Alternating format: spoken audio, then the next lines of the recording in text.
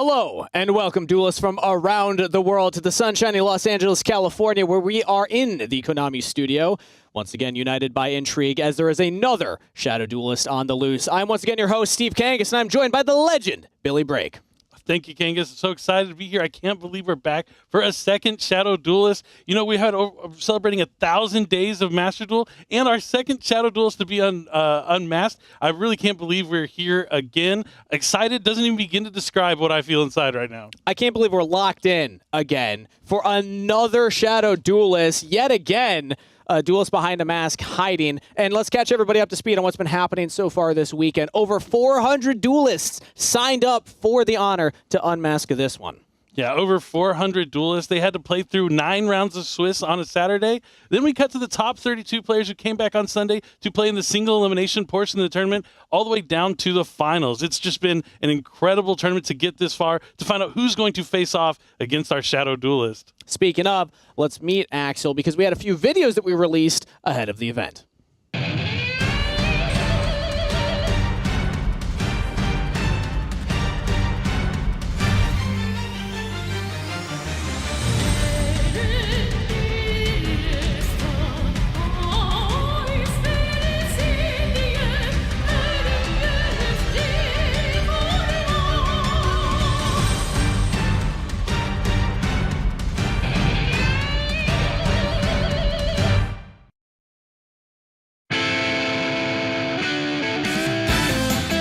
It's time to face the music. I've watched duelists like you from afar. Now I'm getting in on the action. I'm trying to master the duel, just like I mastered the guitar. So grab your deck and get ready to duel.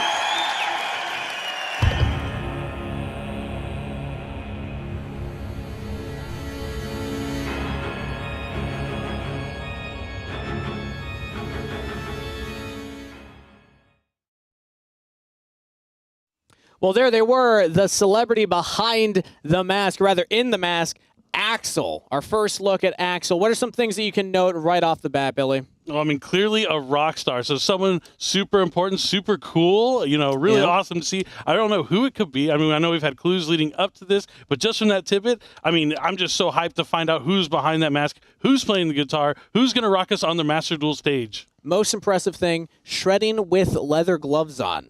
Very impressive feat. Not many can pull that off. But let's maybe get a chance to chat with the duelist that actually was behind the mask and is going to be joining us on the broadcast today, because I believe we have Axel on standby. We'll be able to meet them very shortly. I think other things to note there, obviously a rock star. I'm wondering if they're going to bring that type of persona here to the broadcast today.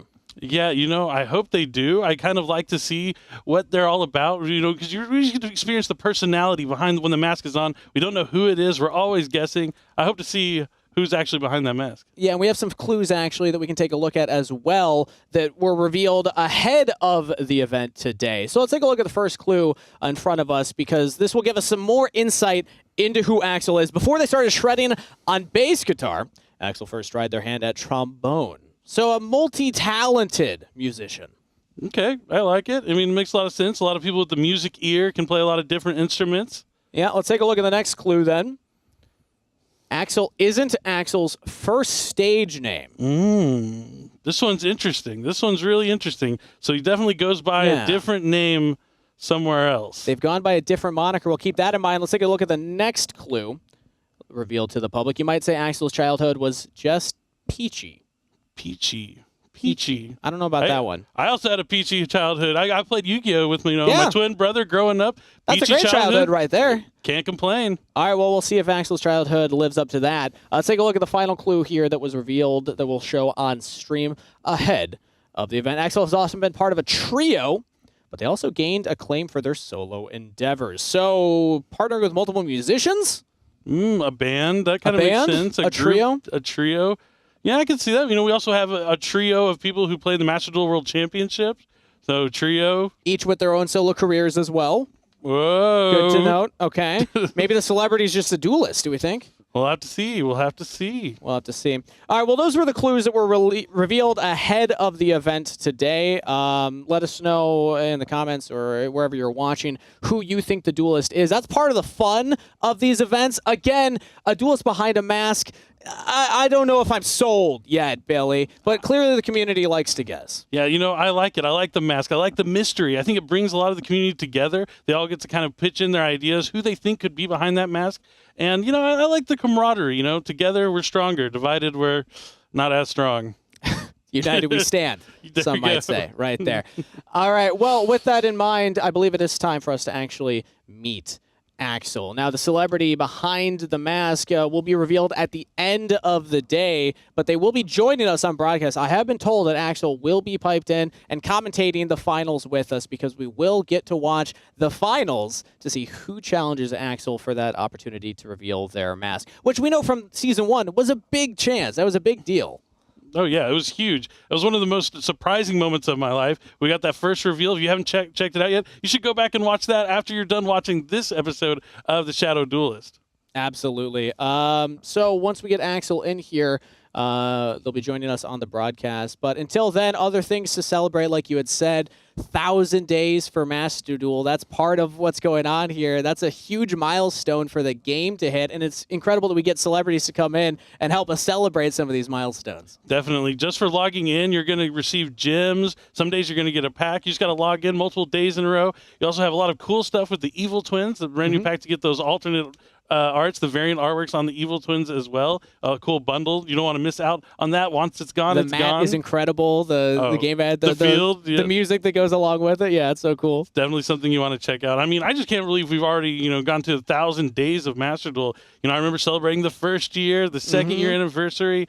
The third one also just coming up shortly. It's been incredible. I mean, Yu-Gi-Oh's the best. I mean, there's one truth, and that's I love you. Yu-Gi-Oh! I love Yu-Gi-Oh! I love Yu-Gi-Oh! I thought we were having a moment right there, Billy. Oh, you took me by surprise. I love Yu-Gi-Oh! I've loved it for beyond 1,000 days, and now I'm so excited that we are here at the Shadow Duelist. Well, I love Yu-Gi-Oh! Too, everybody. I think we all love it. I felt that. I felt that one. Yeah, there was a moment there. There was a spark. Also, a fun event coming up here shortly that everyone at home celebrating Master Duel, playing along a Master Duel, can partake in the next coming weeks, right? The No Extra Deck event. Oh, that's a lot of fun. No Extra Deck. I know in the past I've played with No Extra Deck by choice. It wasn't for an event.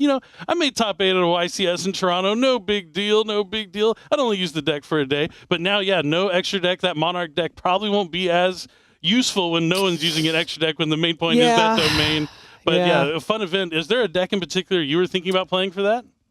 Okay, this is my read. Now, you can agree with me or disagree with me, everybody at home. I honestly think that the Snake Eyes deck can do well enough without their extra deck. You're just hitting them with a bunch of beaters. You still flood the field. Flambridge can do a lot of work on its own. I'm going to be cooking a little bit there. Yeah, that's my favorite thing is when there's an event where you can use cool decks. You stick with that meta pick. And the Forbidden Limited list probably won't touch the Snake Eyes main deck card. True. It might not. It might not. I hope not. So I think that we'll have a good chance there. But again, while we're waiting for Axel to get ready and join us on the broadcast today, I'm going to flip it back to you, Billy. What deck do you think would be good to play for the No Extra Deck event? Oh, man, you're going to want to look through all the cards. Yeah, like I said, we haven't seen the specific Forbidden Limited list, but something that involves the Horus cards potentially would be something I'm looking for. M-SETI to get that King Sarcophagus access. Definitely a lot of options out there to try with No Extra Deck. It definitely changes the things up quite a bit. Yeah, if you haven't crafted them yet, make sure to do it now. But speaking of, let's get Axel on the broadcast with us because we have the Celebrity Masked Duelist on standby and ready to go. So this is going to be our first chance to actually interact and meet Axel, and they're not there. Where are you at, though? Did they know? No? Yeah, great show! Woo! Okay. Next time! Where's my chair? Where's my... Hey! I can't get you! He's got a mic pack on. He doesn't have a chair. Yeah, Axel, can you hear us? Are you there? It sounds like you just finished a concert. It was crazy out there. They're throwing all sorts of stuff. There's drinks everywhere. Obviously sodas, waters, fruit juice. You know what I mean. But it's just a good time. You got good energy. Boys, how you doing? Oh, we're doing great. I'm doing better now that you're here. You were given the call time, right? You knew when you were supposed to be here. Oh, I'm sorry. Was my worldwide tour Not important? Am I here? Am I ready to play? Is this masked duelist about to put the cards on somebody and make them scoop them up? Huh? Well, look, I'm just so. saying, tardiness aside, I'm at least happy that you're gracing us with your presence. Oh, Axel. Let's catch you up to speed on what's been going on, because clearly your attention might have been somewhere else. Billy, give me the recap again for Axel with over 400 players. Were you aware that, Axel, 400 players signed up to compete against you? 400. You know what? I've got Wi-Fi on my private jet, so I've been following this thing like a hawk in the sky, watching its prey. That's awesome to hear that you've been keeping tabs on what your competition might be. Like you said, we had over 400 duelists. They had to go through those 9 rounds of Swiss before we cut to a top 32, and then all the way down to the finals, which we're going to get to watch again here with you, Axel. And you're actually going to get to see how that last match played out before you face off against the winner. And also, Axel, I want you to be aware, because Billy, you were highlighting this before, that you might be a rock star on your stage, but there was a rock star in Yu-Gi-Oh! That was participating in this event. That's right. I know. I was watching the streams as well, and I believe Raymond Dye, who was someone who won our world championship. Oh, do you even know who that is? Ray is here? He was here. I gotta tell you, I don't mean to break up the broadcast too much, but when Ray made it to the finals and lost, I wept for days. A lot of so us to see did, Ray fight all the way back to those same finals and then win, that's a rock star. I didn't think I knew that, Steven. Did you? I honestly didn't. I have nothing to say on that one.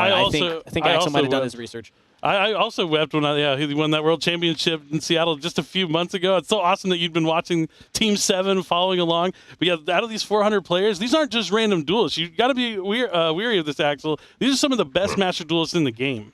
Yeah. Are you feeling nervous, Axel, knowing that you're going to have to play one of these duelists? Oh, the only thing I'm nervous about is how bad they're going to feel after I beat them. They've fought through so much, and they think, oh, here comes this random masked duelist. I'll just run through them. No, I'm going to fight through them like tissue paper. Quick, easy. All right. Painless. Well, clearly confident on Axel's side. Hey, well, confidence is key. Yes, Sequel and Seattle Ray aside, unfortunately did not make it to the finals, but let's get a chance to meet the duelists that will be in the finals, or at least take a look at them, because our semifinals concluded, meaning that we now get to watch our finals matchup, and I believe that we have a bracket to show you just that. And Axel, these are names that should make you sweat. Jay Zhang and UWS Kaito are the duelists that will compete for a chance to unmask you. Okay, well, let's see what they got. I know they're really good, but, you get a chance to beat the best. It's a great day for you. Fair enough. Fair enough. Billy, any insight? I know that you watched some of the gameplay. What do you think Axel's chances are from an honest broadcaster's perspective? Try and leave your bias behind. I mean, it's tough. I mean, these duels came to play, but, I love the confidence coming up from Axel. I think he prepared for this tournament. He's trained. I would love to see Axel win, but, my heart might fall with, my fellow duelists that are here trying to win that mask. All right. Well, Axel, we are giving you a bit of a handicap here because as you are the Celebrity Masked Duelist, you'll get to watch the finals alongside us and scout your competition. See some of the strategies that they are bringing into play. So with that in mind, I believe that we are ready for duel number 1 in our best of 3 grand finals. Reminder, the winner gets an opportunity to unmask Axel and get behind the celebrity. Let us all know who's actually been tormenting us this whole time and also showing up a little late to broadcast. Just a little late. Just a little late. That's fine. It's comfortably late. Fashionably late. Fashionably late. How many encores was it that you said? I didn't say, but good thing you asked, because it was actually 4. 4 The encores? last show I did, it was 3. Tonight it was 4. And I told them, I gotta fight. I gotta duel. Ladies and gentlemen, I gotta go. But they want what they want. Yeah. I can't tell you how many times I've been in a crowd of people and I've been like, sorry, I got to duel. It's time to go. It's time to duel. I understand where you're coming from. Oh. But we're happy that you made it here despite your I believe busy Billy. schedule. I believe Billy. I don't know if I believe Axel. 4 is a high number of encores right there. Like I said, it's a world tour. Okay. All right. And where about in the world are you right now? Well, that's cheating. That's too many questions. We already have the clues for everybody to know. But we're also in to duel number 1. All right, looks like one of our players is playing the Melodious strategy, starting off with Ostinato. That is a great spell that's going to let him fusion summon for Baka right away. Now he's going to try and special summon a Melodious monster from the deck, but the other player has an Effect Veiler, going to cut that off right away. Very powerful already. What do you think about the opening moves here, Axel? They knew that what was coming, so they had to shut it down, or it was going to be a bad day for them. That is exactly what happened. We see the Baka being destroyed in the end phase, bringing out a couple of Melodious monsters with defense, but just that one face down spell or trap card. Things are not looking great here for Kaito, but we'll see if Zhang has any sort of starter here. Oh, Kangas, I know this is a deck you are quite fond of. The Yubel deck. I think a lot of us are quite fond of this one after the WCS and it being prevalent in every single game present, whether it's Dueling, Smash Duel, or the TCG. It's a very powerful archetype and one of the ones that I love to play as well. And there's not a lot on the field right now from Kaito, so Jay Zhang actually has a window to make a lot work. Yep, starting with that Nightmare Pain. What do you know about pain, Axel? Is that what you're going to inflict on your opponent? A lot of it, but my music's so good, it usually makes pain leave the body. Oh, okay. Yeah. All right, well, it looks like we're going for a Yubel summon right off the bat here. And we have the Gruesome Gravescormer in hand, so this will allow it to special summon itself, destroying the Yubel, and then Yubel can special summon the Terror Incarnate. What do you know about Terror, Axel? Terror, I'll be honest, I might be starting to feel a little bit with the way that they're playing. You should be. I can hear a little bit of that terror in your voice, yeah. You heard it quiver, Now we see the Yubel Terror Incarnate coming onto the field. The big thing about Yubel, getting those 2 Fiend monsters on the field as fast as possible. Also wanting to set up the graveyard so they can summon a Phantom of Yubel potentially. Also, just looking for that link to the Unchained Soul Yama. Typically, that's where this will end up going. Let's see if that's what Jay Zhang has in store for us. The arrows line up, and there it is. Unchained Soul Lord Yama. So allow us to search for, presumably, the Sharvara, which now has been added to Jay Zhang's hands. This is a pretty standard intro combo. I do, when I play the deck, like to get the Phantom of Yubel a little earlier just to protect yourself from things like the Effect Veiler if Kaito's running that in the deck, but does look like that is what Zhang's trying to do, is immediately get to that Family Bell as fast as possible. It would have been nice if he was able to get it out there before the Yama touchdown on the field, but now we're going to see that Gruesome Gravescorner banished from the graveyard to special summon back a monster from the graveyard. And here comes back the Spirit of Yubel. Its on-field effect hasn't been used yet. True. I don't think it was, at least. Yeah, we were too busy chirping Axel to pay attention to the first couple of moves there. Axel, you keeping up with what's going on here, or are you distracted by your fans cheering in the background? Oh, no. They're good out there. Okay. The way I'm locked in on this game right now, honestly, I was a little scared earlier, but now seeing some plays, I'm thinking we got openings for days here, boys. Oh, yeah? Like it. I like it. Okay. Got to find those weak points, those choke points that you can stop the strategies. I'm just saying, I don't think Musician King is going to be enough to crack this field here, Axel, so you might want to watch your words. But I mean, Jay Zhang is still get a going. little max C going. You want a special summon? I'm drawing cards all day, but I'm throwing things in out of your graveyard into the rest of your deal. See? Yes, you already know. I got things going. Step 1. I'm banishing them. Some tells me that Axel's put some prep work into this show. You at least know about the best card in the deck. Yeah. One of the best cards. See? Either that or... I like to banish. I'll say that. There's a little tip for you. Maybe a hint at what you might be using. Interesting. Be careful. You don't want the duelists ahead of your match to hear you say stuff like that. All right, looks like going to the battle phase here.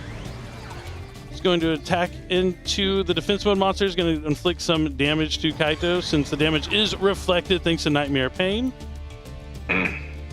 Interesting time to stop here for Jay Zhang.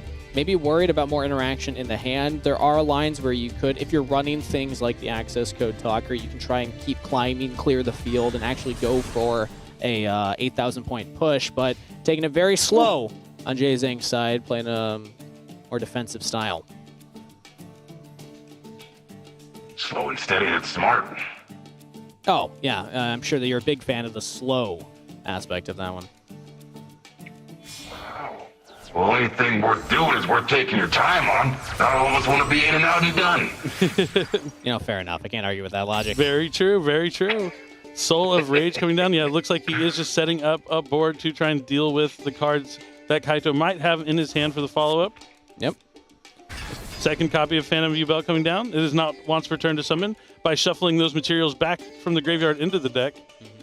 Now, notable, you only have 2 at this point in Master Duel, so let's see what they end up with. And it's just going to be the Sprite Elf, and here we go.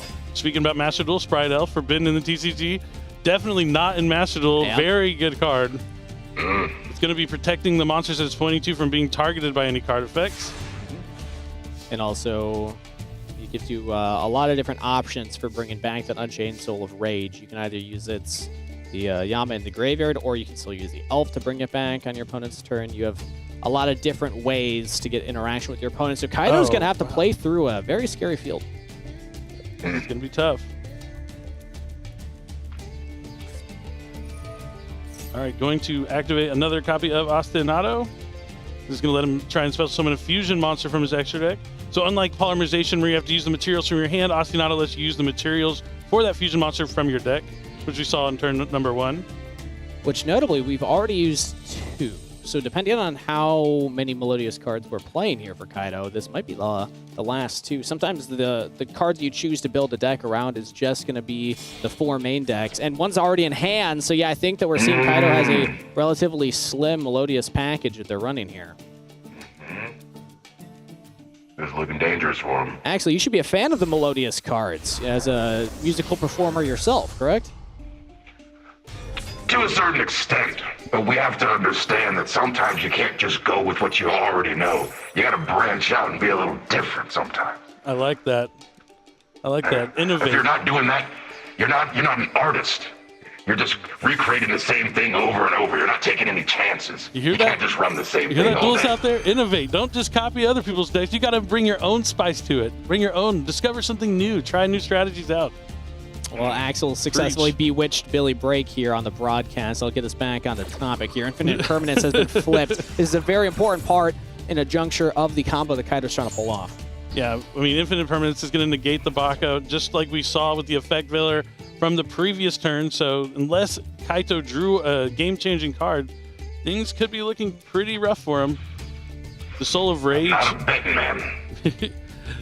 The Soul of Rage will let him link away with the Baka if he so chooses, but it looks like he's just going to send... Okay, I was like, why is it going to the graveyard? It's for the cost to special summon Diabell Star, the Black Witch. So that gives us insight into Kaito's deck. We see the Melodious cards, and now Diabell Star makes me think that it's going to be Melodious plus Snake Eyes as the strategy. And there it is, Axel. The Prophet. You said Max C, and it appears. What did I say? What did I say? You Go knew ahead, that match special was... summon all you want. Fill his hand back up. Well, we are playing Yu-Gi-Oh right now. That is exactly what is going to happen right here. Going to set Snake Eye Original Sinful Spoils of the Snake Eyes. The Baka summons back a Melodious monster. You can add a Melodious monster from the deck to the hand. So it looks like, I mean, we have a target since it's going off. And that one will be blanked by Phantom of Yubel, who has the effect to tribute itself and change the opponent's monster effect. Doesn't negate it. It changes the effect to destroy your own Yubel monster either on the field, deck. Typically from the deck, you're going to hit that Spirit to summon back a Yubel. So we're just further interrupting Kaito's combo here, and Kaito still has cards to play with. So let's see if they want to play more into that Max C or pass with a relatively weaker field.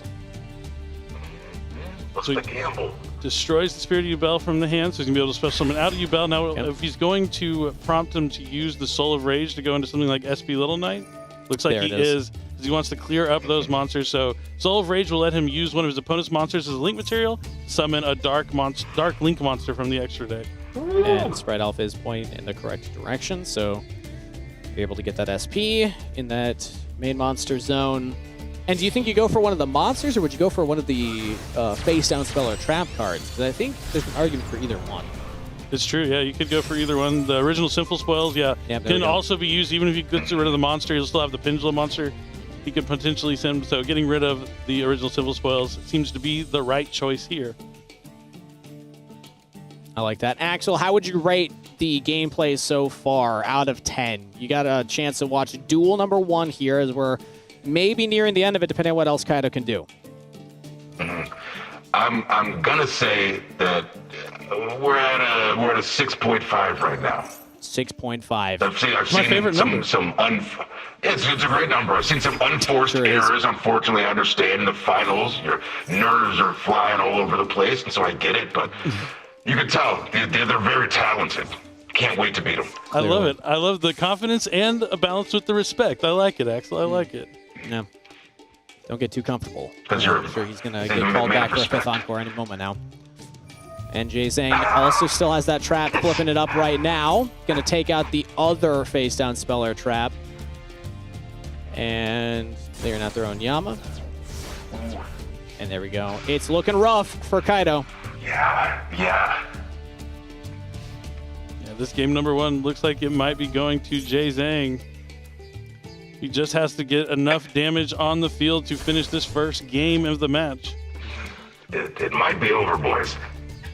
As our reigning world champion from TCG would say, not for me, Bell, but for you, Bell. As again, Ubel stepping up here yet again, looking like it's going to get a win here in duel number 1. You got that? You got that one, Axel? Yeah, that's a good one. It's a good line. Classic. Yeah, it's going to go down in history. You know what? Regardless of what they say about you, maybe you're not so bad. Well, don't try and butter me up now, Axel. I still got my eye on you. Regardless of what they say. Yeah. Wait, what do they say about me, Axel? What have you heard? Oh, nothing. We got a game. What's the next play? Yeah. We're talking about Yu-Gi-Oh right now. So this is Jay Zhang trying to assemble 6,400 points of damage on their field right now because there's only the one songstress in the field right now in defense position. So if we can just clear that, we got an easy road to victory, and it should not be difficult for the Ubel deck to assemble that right now. Not the ideal normal summon, but we still have the Gruesome Grayscormer in hand, and we can just link climb continually here until we get to enough damage on the field. Are you sweating yet, Axel? Filled up real quick. It's starting to get a little bit worse now. Yeah, I imagine. 2 minutes ago, he had no cards in his hand. Now things are getting a little crazy for Jay Zhang. He's using all those Link Monsters Link Climb into Unchained Soul of Anguish. This will let him link away the opponent's monster. Link 3+1 is going to be a Link 4. This is perfect. I'm imagining access code Talker, and there it is. It's going to be a large attack point, and the Royal Rare. Beautiful. And there we have it. Duel 1 in the books. Jay Zhang takes it. Piloting the Ubel deck beautifully. Again, playing a very patient version of Ubel and being rewarded for it. Looks like Jay Zhang was big pimping. He definitely was. It looked like he was always in control. I mean, sometimes in Yu-Gi-Oh! Going second is tough. But when you're able to have some of those cards in your hand, like Effect Veiler, you noted Max C is always a key card to have. You can really take the driver's seat even when you go second. And again, that Infinite Impermanence flip as well on the follow-up turn with the Maxi on top just completely shut everything down. So Axel, how much are you sweating right now, realizing the caliber of duelists that you're going to have to face? One of these duelists is going to win this best of 3. Well, first of all, you can't really see what somebody can do until you get to game 2. You don't know what that opening hand was. You never know if you can get out of the starting blocks without certain things in your hand. So I'm not going to really be nervous until I see what this second game is about. And if we get to a third game, that's the one that matters. That's the one I'm watching. That's the one I'm waiting to see. Well, I hate to say, words I live by, really. You don't really know what you got until you get into game number 2. And I hate to say I agree, especially when it comes to that duel number 3, because then nerves start to become a factor. And whether it's a reverse sweep or coming back from losing a duel, either way, high pressure situation. And everybody wants the privilege of taking that mask off of Axel and showing to the masses who's been tormenting us this whole time. Yeah, I wish it could be me. I wish I could have played in this tournament and uncovered this mask. But, we got to let the other people take a chance. It wouldn't be fun if I was the one winning all the tournaments, week after week. And all right, try not to fanboy too much here, Billy. We call him Big Billy Break out here on the road. Okay. See, he's heard the stories. He's heard the legend. We don't need to glaze him too much. The endless nights and people I've met in bars. They say, hey, you're going to see Big Billy Break. Tell him I said hello. Tell him I said I love the family. Hope everybody's doing okay. It's all about Big Billy out here on the streets. Yeah. Billy, let me guess. Axel's your favorite musician, isn't he? No, number one, top tier. Yeah, there's no one like Axel. Yeah, something told me. All right, well, we are ready for duel number 2. Axel, you said how pivotal this duel is in learning about an opponent, because this is your opportunity to scout ahead of time. Let's get into duel number 2, because this is going to give you more information and insight into whoever you might face in your mask revealing match. It's really when you think about the 3-match setup. Once you get to the 3rd match, you're not just dueling with cards anymore. You're kind of dueling with yourself because of that pressure, because of the things going through your mind that you think are going to come from your opponent that you have to now counter and be privy to. It's a lot. It's a lot. Yeah. It is. It is so much. Yeah. The greatest Are duel you is the duel this? within your. The greatest duel is the duel within yourself. It is truer words have never been spoken. I can't tell if that's wisdom or code, but either way, it's what we're going to roll with right now. And look at this, Jay Zhang gets to go first, playing Tenpai Dragons. Typically, this is a strategy that you'd rather go second with, right, Billy? Yeah, usually, because the deck is really good at just getting to the battle phase with one monster, and special summoning a bunch of dragons during the battle phase, and synchro summoning a lot. They special summon them back from the graveyard. Going first, typically not known for putting up much of a board. You can make Hieratic Seal of the Heavenly Spheres, usually, is the best board you can make. So we're going to see how it pays off. So Jay Zhang is now the one on the bottom. So that means Kaito, since he lost game number 1, got to choose who was going first in this game and chose for his opponent to go first. So that might kind of hint that he might be the one. Actually, might be onto something. We're learning about the duelists, because if you're choosing for your opponent to go first, that might mean Kaito is on Tenpai Dragons. We could have a mirror match in the books. All right, everybody, strap in. A game 2 potential mirror match. We'll see what Kaito plays once it gets back to them, but we know that Jay Zhang traditionally won't be able to assemble that threatening of a field with this deck. Here it comes, the best thing you can make. Hieratic Seal of the Heavenly Spheres. I mean, Seal Pass is a classic. 2 face-down Speller Traps as well. Not bad. So right now, you can tell he's kind of nervous. He's clearly playing on the back foot. Yeah, it's just the way that they click the buttons. Maybe shaky. Ooh, and yeah, it's looking like it. Lightning Storm, a great way to clear the back row. Or even the spheres if you want to go for it. Let's see what kind. I think they picked Destroy All Spell and Traps on the opponent's field. Which means now Jay Zhang's deciding, do they want to interact with anything? If they do have Sengen Summoning. Sengen Kaiman. Yeah, Sengen Kaiman is going to be able to add a level 4 lower fire dragon. It only special summons it during the battle phase, but that's going to put him in position to have something if he does, in fact, get another turn. Yep. But that other one is gone. Infinite Impermanence, very strong card. Not available now. All right, now the Tenpai Dragon Genroku, anytime it's added from your deck to your hand, you can special summon it, and it also has a quick effect to be able to tribute itself off the field to special summon a Tenpai Dragon from the deck. So getting more defenses while trying to, help himself survive. Now, this is the card he doesn't want to see. Yeah, and this is where things can get really funky in the mirror match between these two decks, is that the battle phase both work. Axel, are you okay? I see a lot of smoke behind you right now. Is that because it's heating up in the duel? I like to have incense burning at all times. Big incense guy. Big incense guy. Deep meditation too, yeah. It's good for your soul. It's cleansing. Got to be in the right state of mind to duel at maximum power. Makes sense? Exactly. The things that we're learning today are very important. I need you guys to keep these lessons. Oh, I'm taking notes. Most of these are notes, things I've told, I've given advice to duelists throughout the years. Oh, so I'm glad you're now here to share the great insights and wisdom of the dueling world. You know what it is? I've heard so many big Billyisms that I'm now saying them as if they're my own words when they're really yours. So I thank you for your service. Now I'm buying in. Now that I know he got all of his information from Billy, it's making more sense. Okay. All right, well, here, let's see what Kaito's determining to do with their field. We have the Sengen Summoning. which will interrupt that Heavenly Seal. It's going to be much harder now for Jay Zhang to really threaten what Kaito's trying to do here. Yep, forced to use that on the field spell since it does make all of his fire monsters unaffected by card effects during the main phase. So the only thing he's going to be able to return back to the hand is that field spell. Now, but Call by the Grave is going to cut that off. This is going to be able to banish the Hieratic Seal from the graveyard and negate its effects. Yeah, what'd you say you like, Axel? Graveyard or banish it? Banish it. There we Banish go. it, and the rest of the turn, don't use any card with that same name, baby. I didn't tell him that one. I didn't tell him. That's all Axel. Okay. All right, the celebrity behind the mask is, I hate to admit it, slightly impressing me. You hate that I'm bringing down the axe, huh? Just hold the L. All right, well, we got the Saiyan summoning back here, and we're going for more. Kaito, now at this point, you have a lot of options you can go for. As long as you're not in the battle phase, your opponent isn't really going to be able to do too much to interact with you. And that's what I was going to say, in the mirror matchup between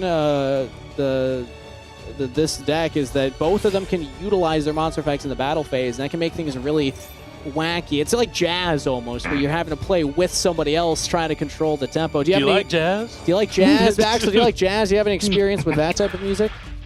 Yeah, I used to play a little Yaz flute back in my day. Yeah, Yaz flute, which is... It's a lighter form of jazz. It's more on your balls of your feet, more dancing, more two-step, more tango.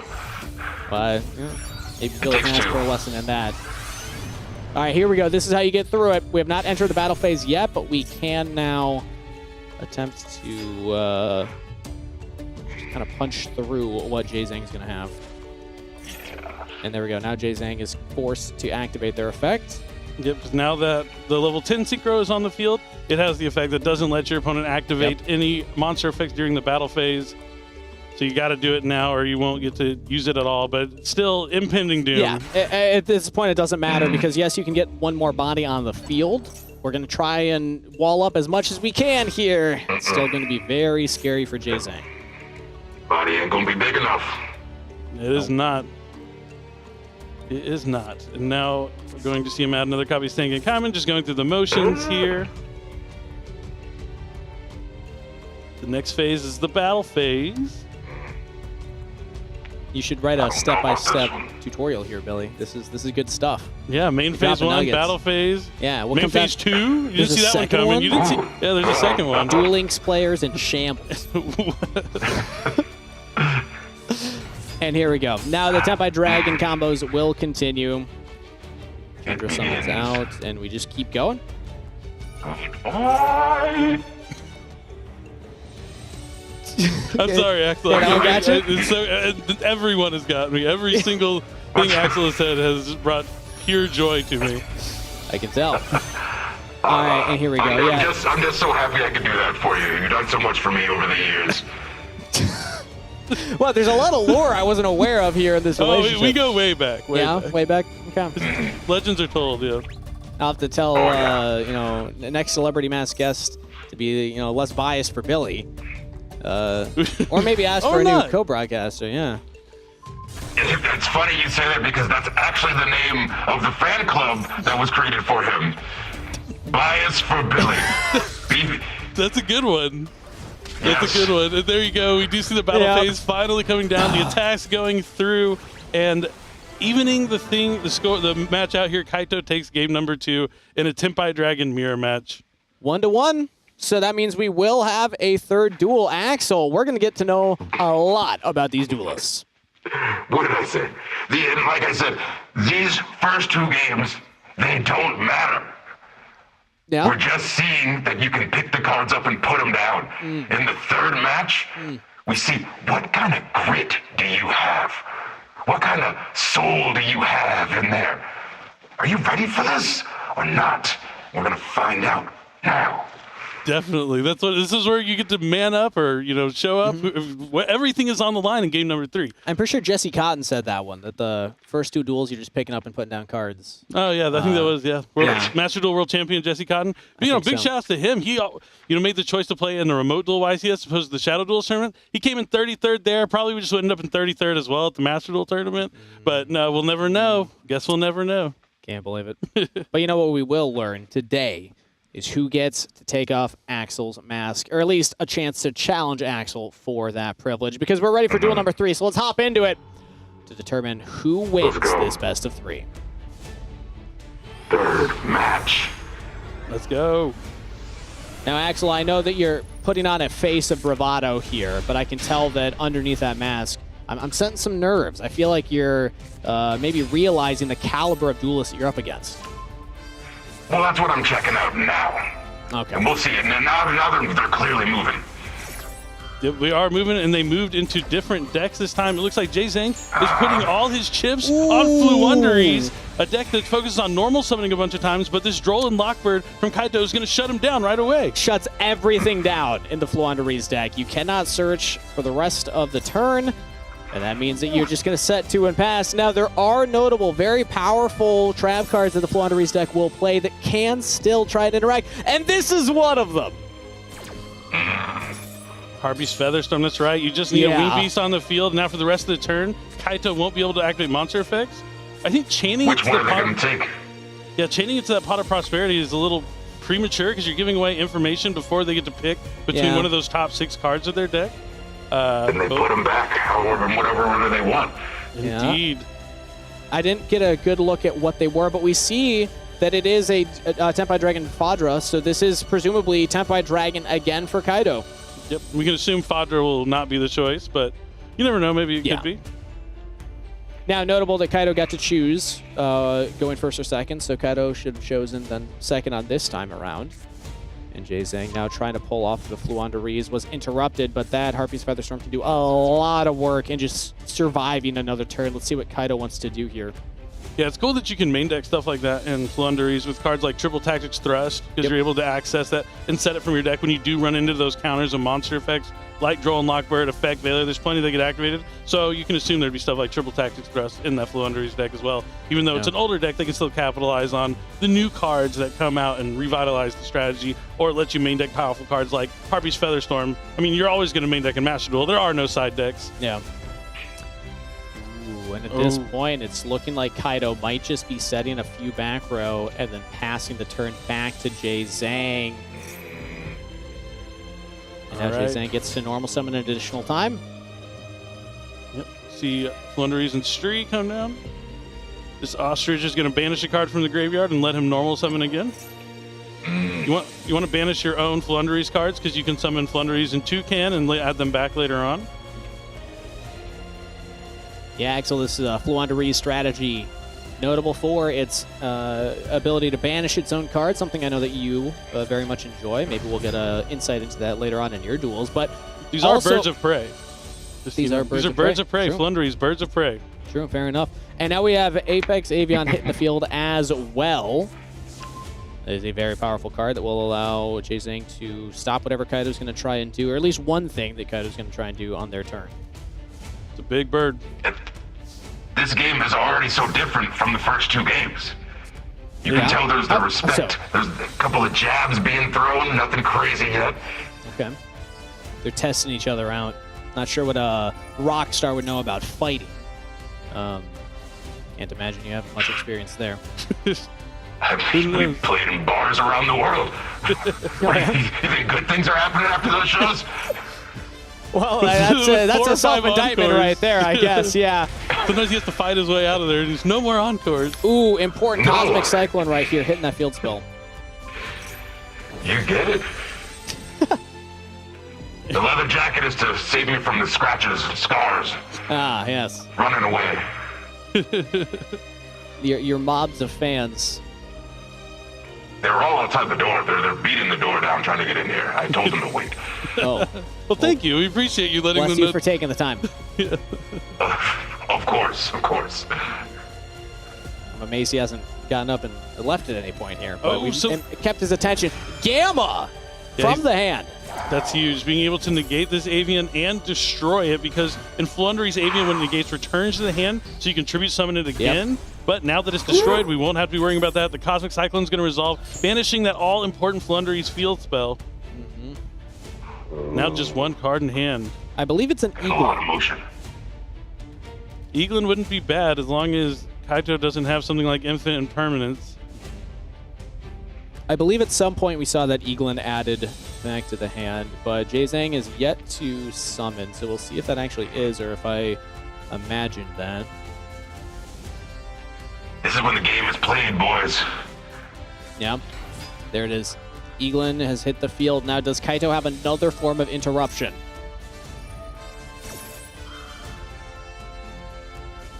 Does he have something? Chain Link 1, Chain Link 2, Chain Link 3, There it is. Infinite Impermanence. One of the best cards in the game. Infinite Impermanence can shut down any monster effect. We'll get that Rabina back to hand, but we will not get to search for a larger monster. Typically, Flauderies will need that 2 Tribute Winged Beast to really put the screws on their opponent, pressure them, but it doesn't seem like we're going to end with that type of field. What does Kaito have next? We know that Jay Zhang pretty much, I mean, he's thinking about his plays. He can go to battle phase, he can attack the Gamma for whatever reason. You don't want to attack the driver because putting in the graveyard turns on another Gamma to be used later on in the game since it can special summon back from the graveyard. So usually just an end phase, let these 2 cards banish themselves by their own effects. But then you know that you're against Tenpai Dragon because Kaito showed with that Pot of Prosperity 6 cards. Yeah. This is that phase where you know you're in bad spot and there's really nothing to do and you're just searching for any answer you possibly can find, even though there are no answers to be found. Yep. So we're just going to pass with 2 little birds on the field. And Kaito has a lot of choices to make. Now, Sangan, somebody might just be the end of the game right there. Yeah, we know that Jay Zhang has the Rabina in hand, so there's no interaction to be had. It just comes down to Kaito. If they can pull off the Tenpai Dragon combo smoothly, then this should be it. It's looking like Axel knew that game 1 didn't matter. It didn't matter that Kaito lost that game 1. There were still 2 more games to be played. And poetically, game 2, Tenpai versus Tenpai, they were just throwing cards on the table. This time around, though, there was a lot of interaction going on. Okay. So here we go. Battle phase is going to attack. When a monster declares attack, Chandra can special summon a Tenpai Dragon from the deck. Going to summon Fadra. Now Chandra is going to attack over the Eaglin. That's 2 attacks. The big number with Tenpai Dragon is 3 attacks. Once you've had 3 attacks, that's when a lot of your effects can turn on. They have a quick effect to synchro summon. Yep, here comes the synchro. So they have attacked 3 times. Now they can synchro quick effect during the battle phase to just synchro climb dragons. The new monster that hits the field can attack. So this 2600 will get in, and then we can keep synchro climbing from here as well. Not only that, but this will bring back more monsters. Jay Zhang only has 4,700 life points left, and there's already enough damage out here from Kaito. Yeah, we're going to bring back that Chandra, and we won't even need to synchro into the 10-star monster. This is just going to be it. Kaito in duel number 3 with a calm head wins with Tenpai Dragons. Good match. It was actually a really good match between these 2 players. Obviously, both deserve to be here, but only one deserves to take on Axel. And that is going to be Kaito. All right, Kaito. Axel, how are you feeling about Kaito and Kaito's performance? What did you learn about Kaito in that Duel 3? I learned that Kaito came to play. I got my work cut out for me. I got to lock in. I got to zero in, if you will, if I want any chance of winning this match. I have to agree. What did you learn about Kaito, Billy Break? Or sorry, Big Billy Break, I think was the correct terminology. Yeah, respectfully. Thank you.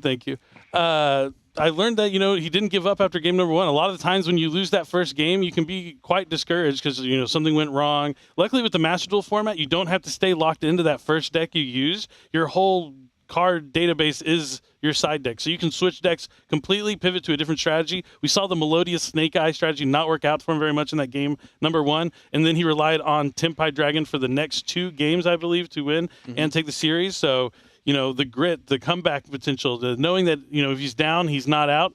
That's what impressed me the most, I think. I think well spoken, Billy, right there. And now, Axel, what I'm going to ask you, because you've communicated to us, you've communicated to the audience, games 1 and 2 don't learn a lot about a duelist. It's game 3 that you really learn about them. What do you hope that the audience learns about you in your upcoming match? Honestly, with the way that you just put it, I hope nothing, because I hope I go 2 straight and we're done.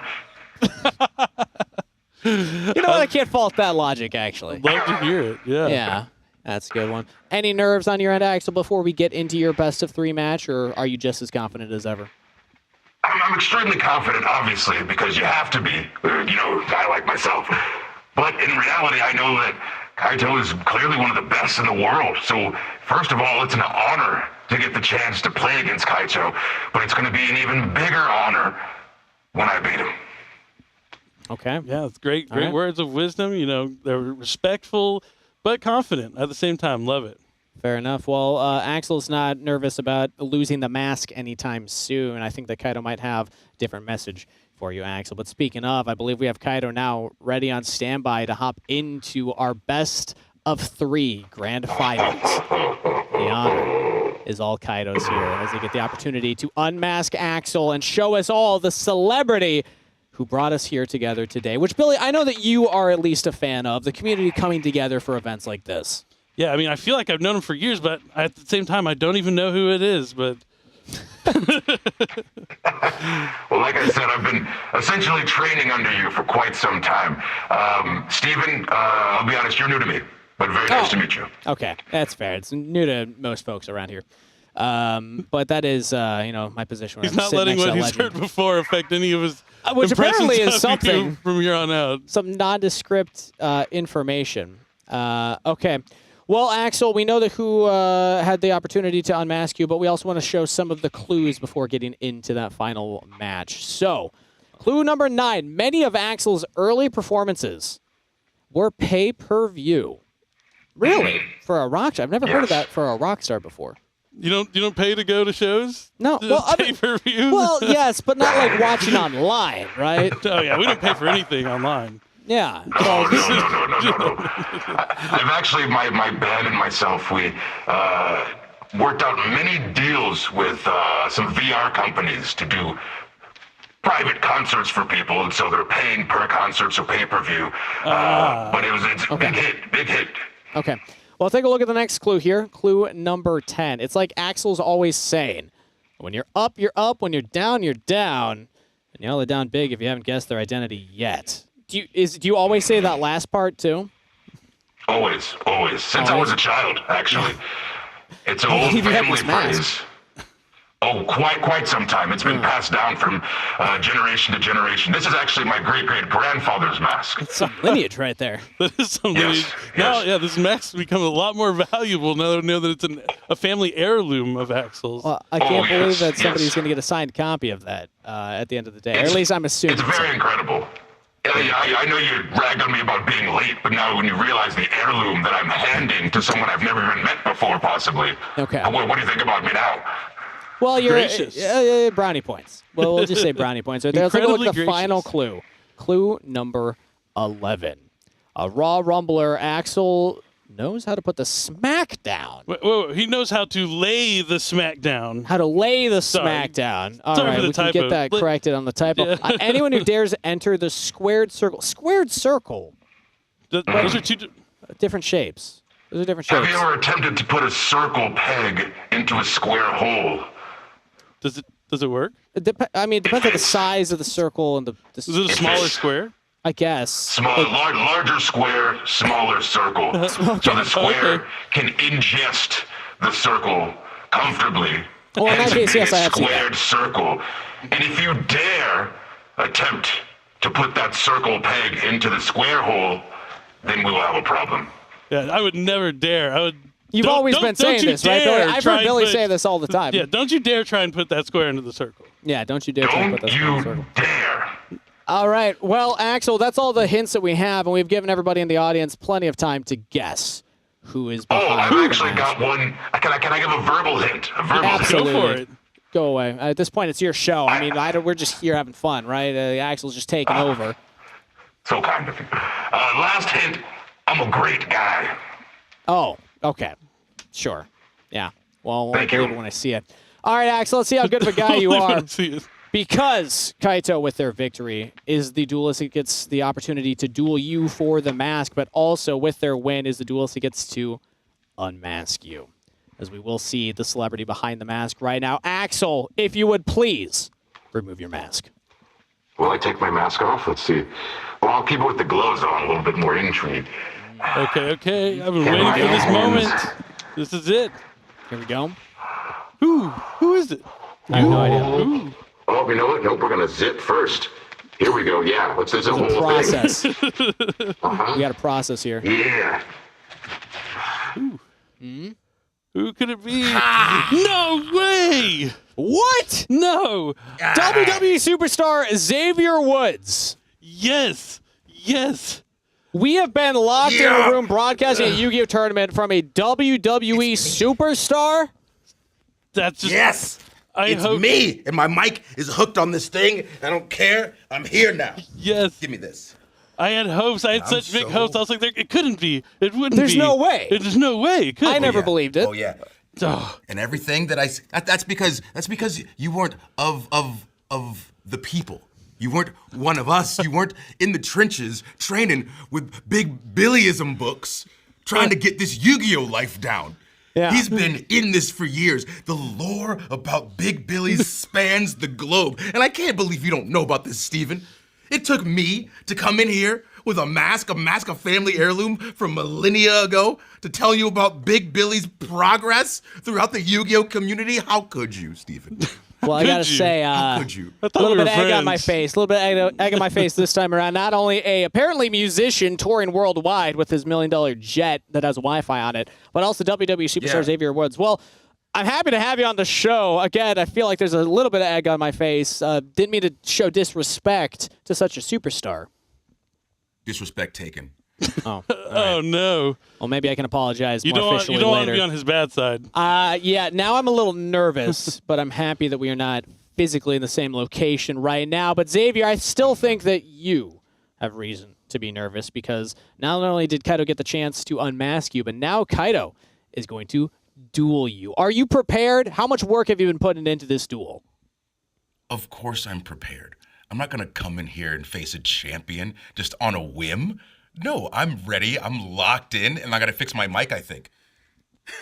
All right, well, while Xavier's fixing the mic, we'll get Kaito ready for that finals match. He's a Bring him superstar, you in. know? He's a superstar. He's a rock star. He doesn't know how mics work. Yeah, I love his hat. Kaito's hat and goggles. Great choice True. of wardrobe. It's a classic look, you know? It is. Something about it just screams Master Duel to me. Do we count that as a Slifer red jacket? It's close enough, right? It's close enough. Yeah, I don't think it's the I exact don't know. After design. that match, I might put him in Obelisk Blue, just straight to the top of the class. Honestly, yeah. But you know who else was in Slifer red? Jaden Yuki. Jaden was in Cypher Red. He was in Slifer red till the end. Yeah. Proud of him. So nothing to be embarrassed about. Not at all, but Xavier Woods didn't guess that would be the celebrity duelist. But again, now preparing for that finals match. Billy, I want, again, your unbiased opinion. I know Xavier can hear us, so try your best to not allow that bias to show through.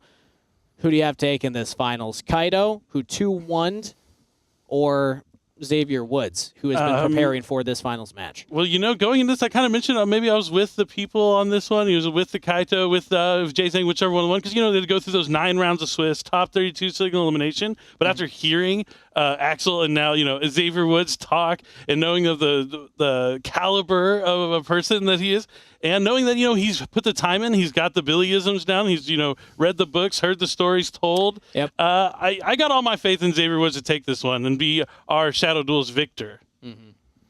Requested no bias. Of course, you had to plug in the Billyism as well right at the Oh, end I thought there. you meant bias towards myself? Oh, that's impossible to turn off. That's bias Billy. See?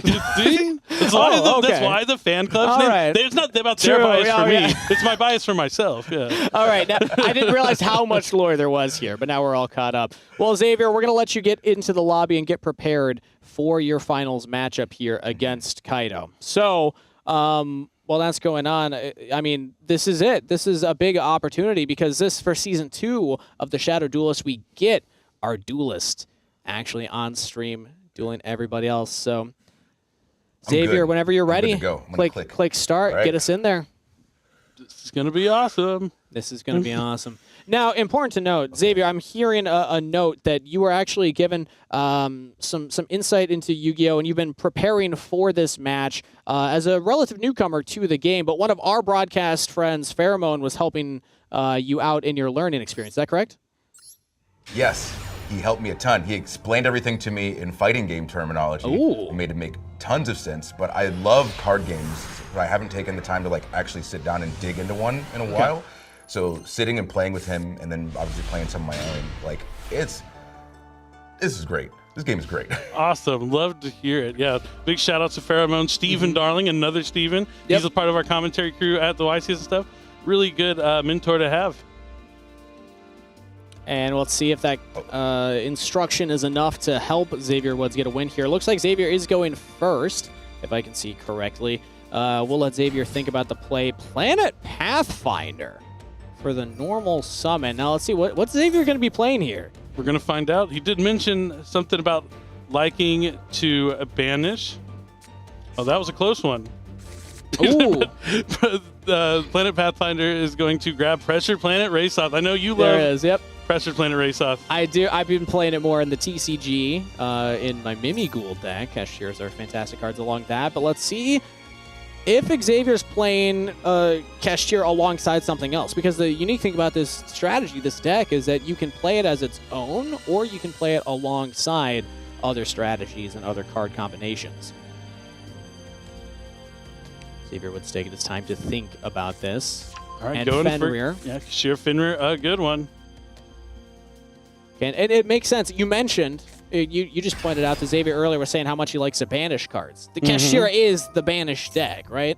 Yep, definitely. So I'm happy to see it being used here. It's a really strong deck as well. You know, it has a lot of strong monsters that you just special summon from your hand and can interact with your opponent. Yep. And what are we going to add? Tearlament's Kashtira. So it could be a Tearlament deck using Kashtira cards, or it could still be pure Kashtira. We're yet to find out. Yeah, Tearlament's Cashier is kind of the monster without a name. Like, this has two theme names. What is its real name? Never know. But yeah, going to banish that Kashtira card from the hand, especially in Tearlament's Kashtira, and now he can send top 3 cards of his deck to the graveyard. Ooh, we saw an Ash Blossom. We saw a Unicorn. Didn't catch the third card. I think it was Birth, Kashtira Birth. Ooh, I mean, that's signaling either an unfortunate 3 cards on the top of the deck to get rid of, or that this is pure Kashtira. And here we go. He's going to use the overlay network, bring out a rank 7, Kashtira Shangri-Ara. All right, it's looking like it is a Kashtira pure deck. All right, and I mean, this is a pretty strong position to be in for this deck. This is what you want to get to, is the Shangri-Ara, and that's it. So Shangri-Ara pass. Yep, this will let him special summon a Kashtira monster from the deck during the standby phase. Helps him get something like Kashtira Fenrir, another copy onto the field, maybe, or Kashtira Unicorn, whichever one he so chooses. As options here, let's see what Xavier decides to do.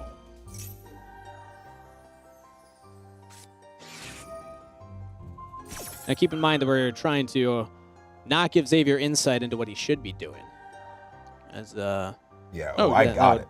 Yeah, I think Xavier knows. I think Xavier knows exactly what their game plan is. Ooh, Kaito has that infinite impermanence to cut off that monster effect from resolving. Pretty good card. Okay. Now we're going to learn what Kaito's playing, because Kaito, we get to see. Okay, so he did start with the Melodious deck that we saw him start with in the previous match. And an Ash Blossom as a response. Like to see it. And that was the normal summon for Kaito.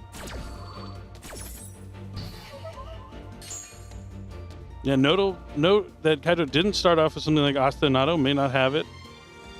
Typically be happier with that. And we're, looks like discarding wanted to summon Diabell Star the Black Witch. So it does look like he is sticking with that Snake Eye Melodious strategy. Does Xavier have anything else? Looks like it. Xavier is thinking, processing all the potential moves. Ooh! He has the Max C. He called it out in the previous match. He knew the Max C is a strong card, and now he has it to, you know, hopefully slow Kaito down. Tell him to, whoa! Don't special summon so many times, and being able to do it here prevents him from, well, doesn't prevent him, but makes him at least question whether he wants to activate that original Sinful Spoils to begin with. Yeah, because that typically original Sinful Spoils can lead to not just one more special summon, but multiple more special summons, and we're instead activating Bonfire. Yeah, huge that Kaito didn't have Call by the Grave, Cross Out Designator, nothing to stop Maxi, because once that card resolves, unless you choose to give your opponent a bunch of cards, you're in a tough spot. And that Shangra will be back online again during his own standby phase on the following turn as well. Another card. It does look like he decides to summon the Poplar from the hand since it was added. That's going to let him grab Divine Temple of the Snake Eye. Okay, field spell. Now we get to place a Snake Eye monster from our hand deck or graveyard face up in the Spell and Trap card zone. Yeah, now as Kaito, the thing you have to be worried about, whether there's Maxi, if you decide to push through it and keep special summoning, if they're able to draw into cards like Nibiru, the Primal Being, more cards that they can use from their hand, there's all sorts of things that can go wrong during this turn. And we're activating the original Sinful Spoils.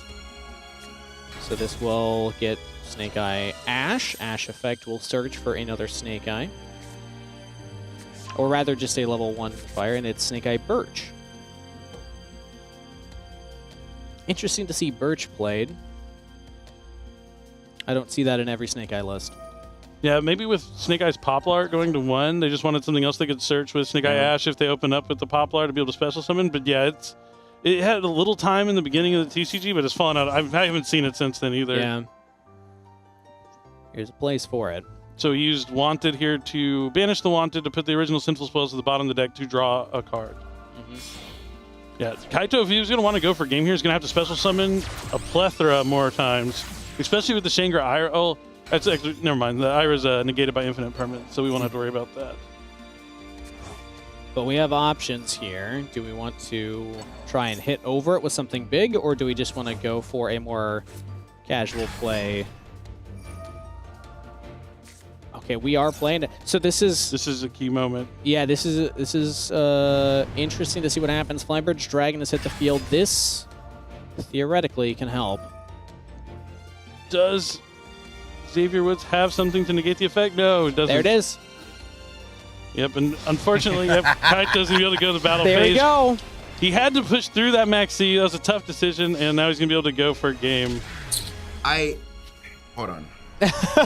So I was debating. I was like, do I play Maxi immediately? I was like, no, let me wait. Then I'm thinking, no, he's going second. He's going to special summon and fill his whole board, so let me drop it. I should have dropped it earlier, yeah? There was like one moment you could have dropped it earlier before the Diabell Star came out, but you would have just gotten one extra draw. I think where you did it was just fine as a deterrent. You would have gotten one other draw if you just dropped it a second early, but you had to know that he would open up with that specific monster, that specific Diabell Star. But in terms of when you did it, because the original is set, I like the moment. Yeah. For a Kashtira deck, I think that what you did on turn 1 seemed relatively strong. I mean, you're able to get to Shangra Ura, which is the goal of the deck. Yeah, okay. So see, yeah, we're okay. But also remember, boys, that's game 1. That's game 1. Game 1 doesn't matter. First 2? Who cares? According to a great duelist I met, Axel, the first 2 duels don't matter. We're just throwing cards down. So that means that you will have to get to a third duel, though. So you have one more ahead of you, Xavier. How do you feel? Rate your own play there. Let's hear from you as you've been preparing for this. You've been practicing. How do you feel that you did? Honestly, I think that I did pretty well. For everybody watching, I probably did better than you thought I was going to do. And that's really the big win. Mm-hmm. You said you got that Shangri-La. I said, oh boy knows about Shangri-La. Oh, get those Kashtira monsters on the field. Banish them. I feel like I'm doing pretty good. Yeah. Yep. Yeah, definitely. It was just a little unfortunate with Kaito having that infinite impermanence. There's not much he could do about that. We saw that's actually how he lost in the finals in that game number 1 was infinite impermanence, shutting his own deck down. Sometimes it's just how the cards fall, but game 1 doesn't matter. Yeah, game 1 doesn't matter, but Xavier getting the same treatment that Kaito had. So, Xavier, we're going to give you some time to reset, mentally prepare, and get ready for that next one. Billy, that gives us some time here to talk about that first duel. Xavier Woods live, that was real. He was playing Yu-Gi-Oh! Master Duel right there. And we've heard that he's put a lot of time preparing into this one. And that's no small feat for somebody to come in and learn Yu-Gi-Oh! Yeah, it is a tough game, but once it's very rewarding once you understand and get the complexities down. And but to see him open up with the Planet Pathfinder, knowing I have to use my normal summon here to get my pressured planet, knowing that you don't need a normal summon outside that because Cashier monsters just special summon so much from the hand. It was just tough seeing that infinite impermanence early because I wanted that Fenrir to come out. Have more monsters on the field, and I mean you have to take our hats off to Kaito. Facing down a Max C in that position. A lot of the times you think, oh, can I just special summon maybe one more time? Maybe like an SP Little Knight, banish Shangra Ira, clean up the board, but not give them too many draws. But they had to make that willful decision to go for it. They knew they had to give them 5 to 6 draws, until they could put 8,000 on the board. At any point, if you drew Effect Veiler, Nibiru the Primal Being, there's plenty of cards you could have drawn to have been back in it. You have to make those bold choices. So round of applause to Kaito. Not every duelist would have chose to go for game there. The only thing that you knew from Kaito's position is that Ash Blossom had been used, so you don't have to worry about that. And to Xavier's credit, I mean, he's clearly done the research. When he was wearing the mask as Axel, he was talking about Maxi. He was talking about these interactions. Called by the Grave, he knew the effect. So I think Xavier is prepared coming into this one. What do you think about the deck choice that Xavier brought for Duel 1? I like it. I mean, Kashir's strong. You can do a lot. If it opens up with something like Dimension Shifter, that can make things a little bit easier. It's a good deck. I mean, not as strong as the Melodious Snake Eye deck when it gets things going. Can be a little tough. But I like the choice in the Cashier deck for sure. Yeah, fantastic choice, I think, especially for somebody relatively newer to Yu-Gi-Oh! But with that said, we are ready for duel number 2. Xavier, we have you back with us. Are you ready for duel number 2? Yeah, I'm good now. All right, I believe that you're in control. So click away when you are prepared. I was going to also say a big thing I love that Xavier did is the immediate self-reflection. What could I have done something differently? Was there something I could have adjusted? That's the one way to really grow and become better as a duelist. Is every time you look back and be like, well, what if I did this here, did that there? I can't tell you how many times I've racked my brain with it. Or I wake up in the middle of the night at 2 a.m. and it's like, oh man, if I didn't normal summon that card first, I could have won that match 10 years ago. Still happens to me to this day. Yeah, one of those classic Billyisms, right, Xavier? I should probably get that checked out. The Billyism is your demons sometimes follow you. I think that's also called a condition some places, but we'll look into that a little bit more. Xavier, if you're ready, you can click start and we can hop in to duel number 2 if your opponent is ready as well. Waiting on Kaito. Kaito, you know what? I want to say great first match. Nothing but respect for you and your Yu-Gi-Oh! Play. Yeah, definitely. It was incredible. I mean, that is probably the hardest decision to make in Master Duel, to push through a Maxi. That's one of the tough ones. Let's see if Xavier has to make the same decision, as I believe the game is ready to click start. Xavier, we're hearing that Kaito is good to go as well. So mine says waiting. Let me cancel and click it again. All right. Well, we're figuring out those technical difficulties. I think it's great to hear the positive words spoken between the duelists there. Early, at least from Xavier's side. Maybe we can hear from Kaito at some point in the future. Meanwhile, Kaito's in the background talking trash. That WWE superstar. That'd be hilarious. I'm sure he has nothing but respect, and I mean, he definitely wants to win for sure. I would hope so. I felt pain, so you know where I felt a little bit of disrespect? Was fighting through the Maxi. Yeah. It can be. I was like, that felt disrespectful. Yeah, I definitely feel that too. Like, really? You think I'm not going to draw into something? And then you draw and you're like, okay, maybe I'm not going to draw into something. Oh, no. How many Cashier cards could I see in one go? Xavier, did you have any other Ash Blossoms or anything that you drew off of that Maxi? No, I drew 5 cards that would not help me at all. That's unfortunate. That is unfortunate. In right that there. moment. In that the moment. Cards are great cards. Yeah. In that moment, yeah. Well, here we go. It's looking like, Xavier, we're going to have a new room set up for you here shortly if we can't get this going. We got it. We're coming in right now. Perfect. All right. We're coming in right now. Gonna send him through table number 2, just straight through the table. Okay. Here we go. Table number 2, straight through it is Xavier Woods, ready to go. Down but not out is what we like to say in the best of 3s when you are behind. And Kaito going second, so Xavier Woods going first.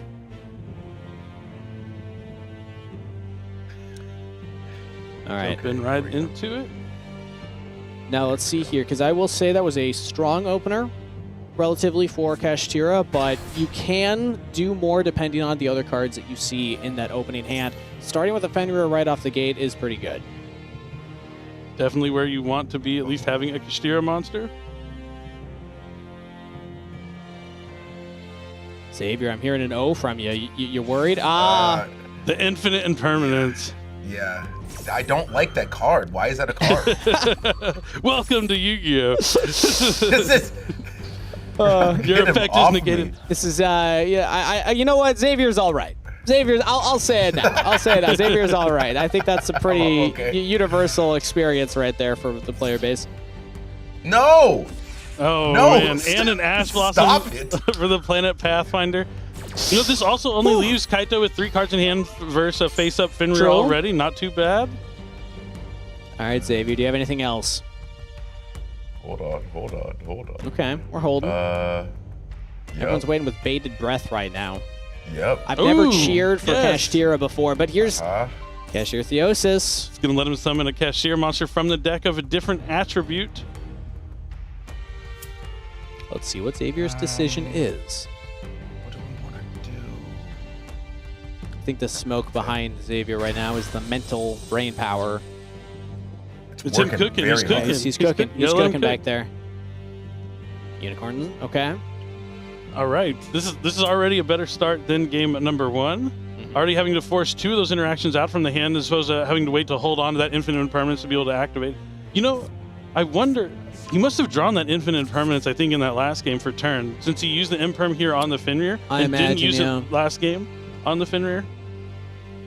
Maybe a little insight into Kaito, as Xavier Woods just chose to add another Kashtira Theosis to hand. Go. I can hear the gears turning. I can see the process in action. Open the overlay network. Shangri-La.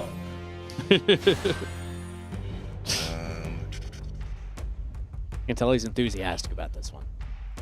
Just a little bit. I love it. Love to is see that- it. Oh, here we go. Oh, does Xavier see the line? You know what? We're taking a big swing. Okay. Take a big swing. Pot of Prosperity after Big thinning the swing. deck out a Yeah. little bit here. And Gonna have also, after swing, summoning your boys. Shangri-Ira, so you know that you're not going to lose that to the... Well, I guess you get to choose the Pot of Prosperity, but regardless, you're able to, like you said, thin out the deck a little no bit. chance. There's no chance to make a mistake here. Okay, I want. Yeah, give me that. That was Okay. faster decision-making than most of my ranked opponents, I will say. Oh, For the lots Pot of of Prosperity. lots of good options. Well, he has 3 of the same option because I think he revealed 2 Yeah. copies of Ash Blossom and 2 copies of Dimensional Fissure. All right, Xavier, which one are you feeling? I'm going here. Yes, that's what I was. That was the one I was Okay. hoping you were Okay. gonna pick. I couldn't Here say we it, but go. Dimensional Fissure. Here we That's go. a good Yeah, one. Yeah, You said All you like right. to banish cards. This will make I sure. do. I like to vanish. Okay. Put him where I want him. Kaito Yes. might be shaking right now. Ooh.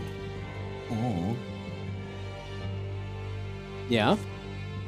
Oh, we Oh, he still had the have birth. See, he got the Theosis because he already had the birth. I Love wasn't to going to see say it. anything, but now it makes a lot of sense. You have the birth already, so this is going to give us at least another Kashtira monster. Oh, actually, no, because they're both didn't. under the Shangri-Ira. Yeah. But at least Yeah, has a so Cashier then- monster face up, so he'll get that banish the 3 cards from the graveyard if there end up being those cards in the graveyard later on.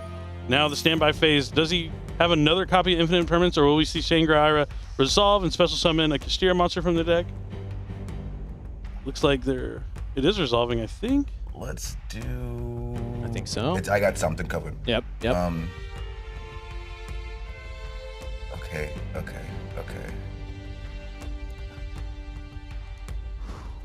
I'm sitting on the edge of my seat.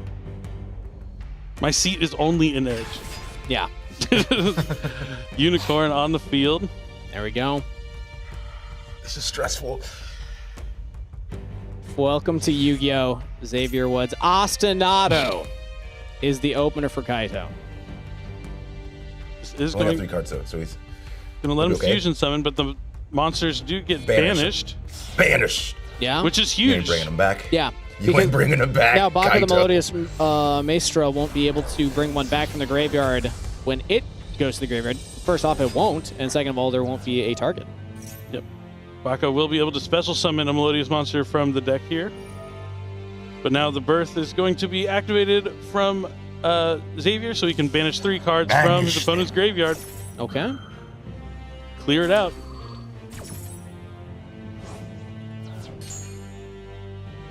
And because...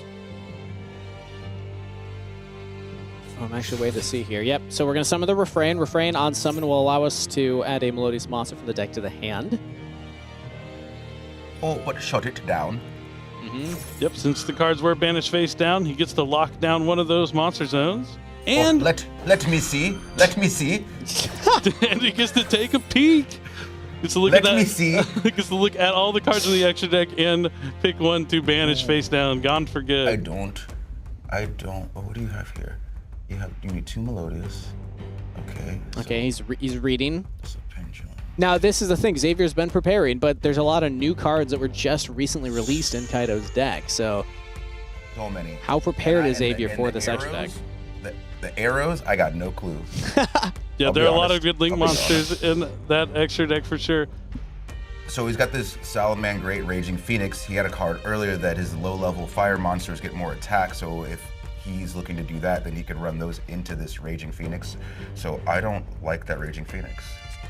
Not a bad Okay. pick at all. That card is instrumental in trying to do an OTK setup and finish their opponent off in one turn, one Yeah. move. Does a lot of damage if you can pull that one off. So now Xavier will not have to worry about that big push. And Shut we're going to it use down. another one of these. This is, Wait, dare you I say, didn't- disastrous for Kaito. We are able to at least get another monster on the field here. When it added to hand except by drawing it, you can summon this. So now we have the option here. Kaito, there's a lot you can do with the Melodious deck from this point. Think Kaido's nervous right now? Just like his hands kind of shaking. I would be if Doesn't I'm want to facing make any down misclicks. Shanger Yeah. Ira Yeah. alongside Dimensional Fissure. Thought you were gonna just run through your boy. No, sir. I love it. The Dimensional Fissure definitely. Oh no, Triple Tactics Talent. Oh. That's a tough card. No, no, no, no, no. Okay. Okay. no, no, no. Don't take my unicorn. Oh, no, no, no. Yep. That's one of the ones they can take there, Xavier. And I think we can all say it together, chat. Yu-Gi-Oh! This is what Yu-Gi-Oh. can happen, everybody. But he's out of cards. He's used every card in his opening hand, so he's had to literally use every possible thing he could to get to this point. Now, where can we go from here is the question. I kind of see what's Yeah. up next potentially. SP Little Knight is going to be able to banish a card on the field. But the upside is he won't be able to attack directly since he did Yep. banish a card. So no matter what, Xavier Woods will have another turn. Unless we can assemble 10,500 attack on a monster. Which But I would yep. say is tough. Infernal Flame Banshee, this is what you can do with the Melodious cards. You get 2 level 4 monsters. You can make the Infernal Flame Banshee, get the Poplar, and now we're straight into another entire strategy here.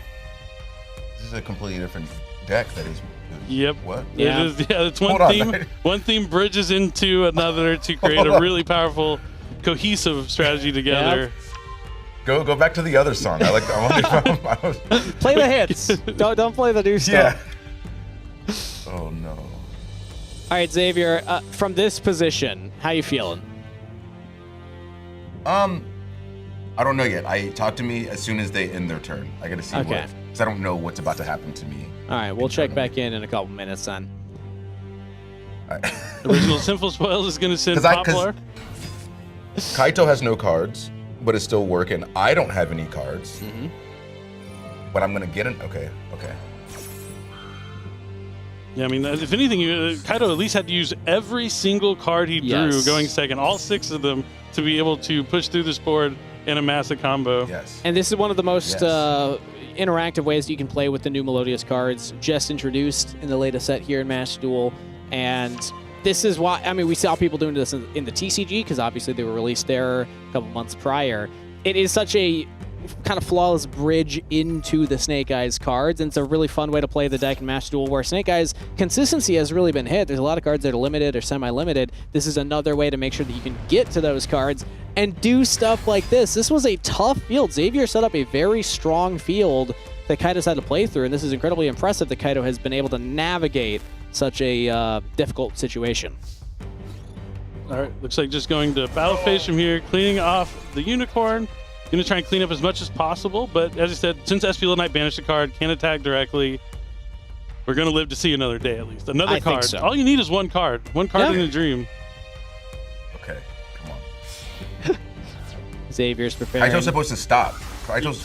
No, it's going to keep Kaito's going. time is... It's going to keep going. How much more time did Kaito get than me on the timer? Can we see the I don't think we can see the timer. The fix is in. I think Kaito got extra time. We can have production look into that for you if you want. Yeah. Also, what happened to... Remember when Kaito had no cards and now there's 45 cards on their side? One card, that's all it takes sometimes is one card to lead into a plethora of other options. Welcome to Snake Eyes. Now, the interesting thing is here, usually the Raging Phoenix should be what you go into, but it looks like... Okay, Nightmare we also have Phoenix? the Nightmare Phoenix. Oh, that's very strong for Kaito. No! Because, yep, that was one of the great combo pieces that Xavier still had available. But he's leaving him with the Kashira Birth so far. I wonder if he's going to find a way to deal with that, because Kashira Birth can help. Will help me. Yeah, Xavier summon back a monster. I imagine that's going away as well here, it's but going. we'll see. It's going. Do you think he's going to make an It's access going. code? That's... Oh, no. Yeah, I was Not thinking the right arrows. Appaloosa. Okay. Yeah. Oh, end. Let's see. Okay. All right, Xavier. on. This isn't the worst. Come on. You, From the side. Xavier All can right. continue to play Yu-Gi-Oh! That's what we like to see.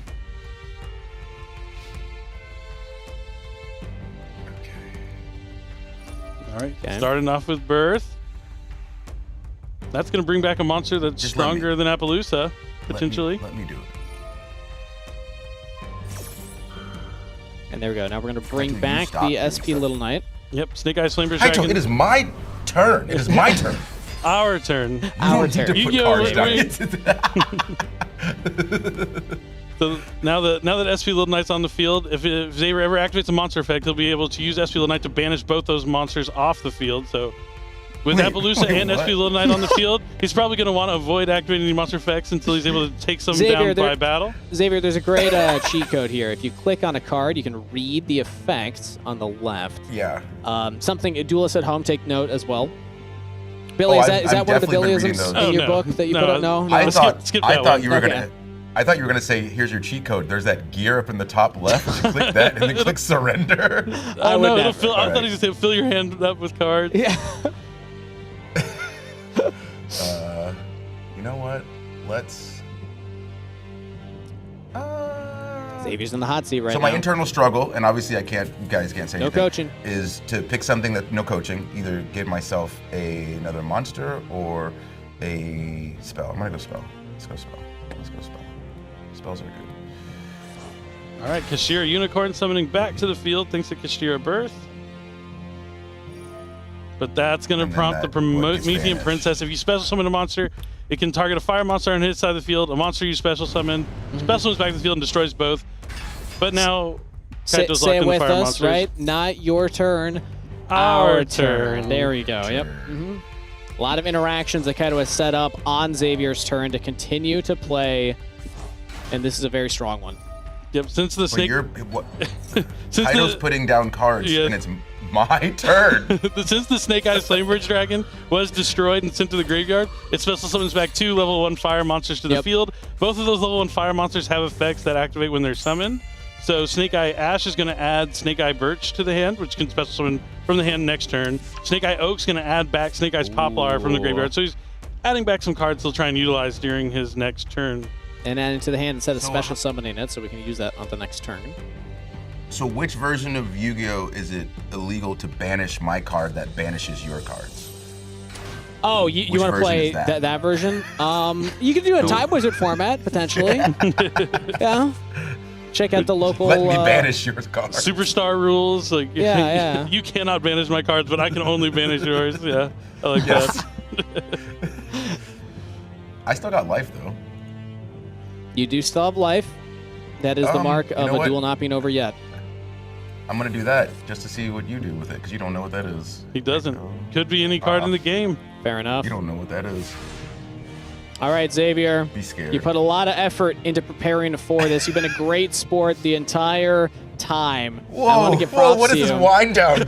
What is this wind down conversation? It's not done yet. I just want us to be honest about the situation. There are 6 monsters on Kaito's field.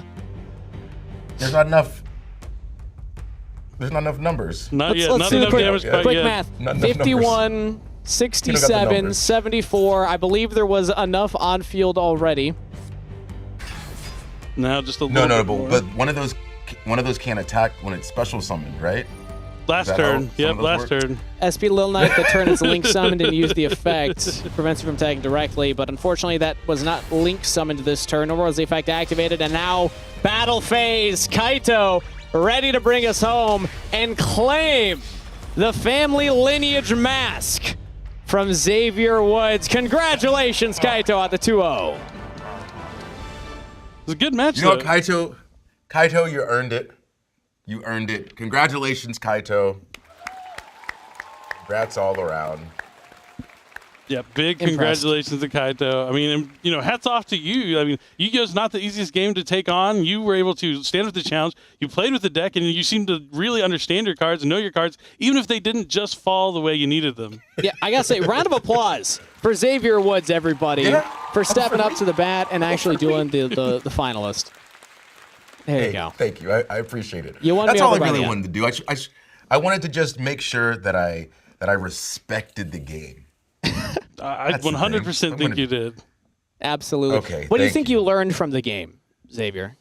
I learned that it's not my turn.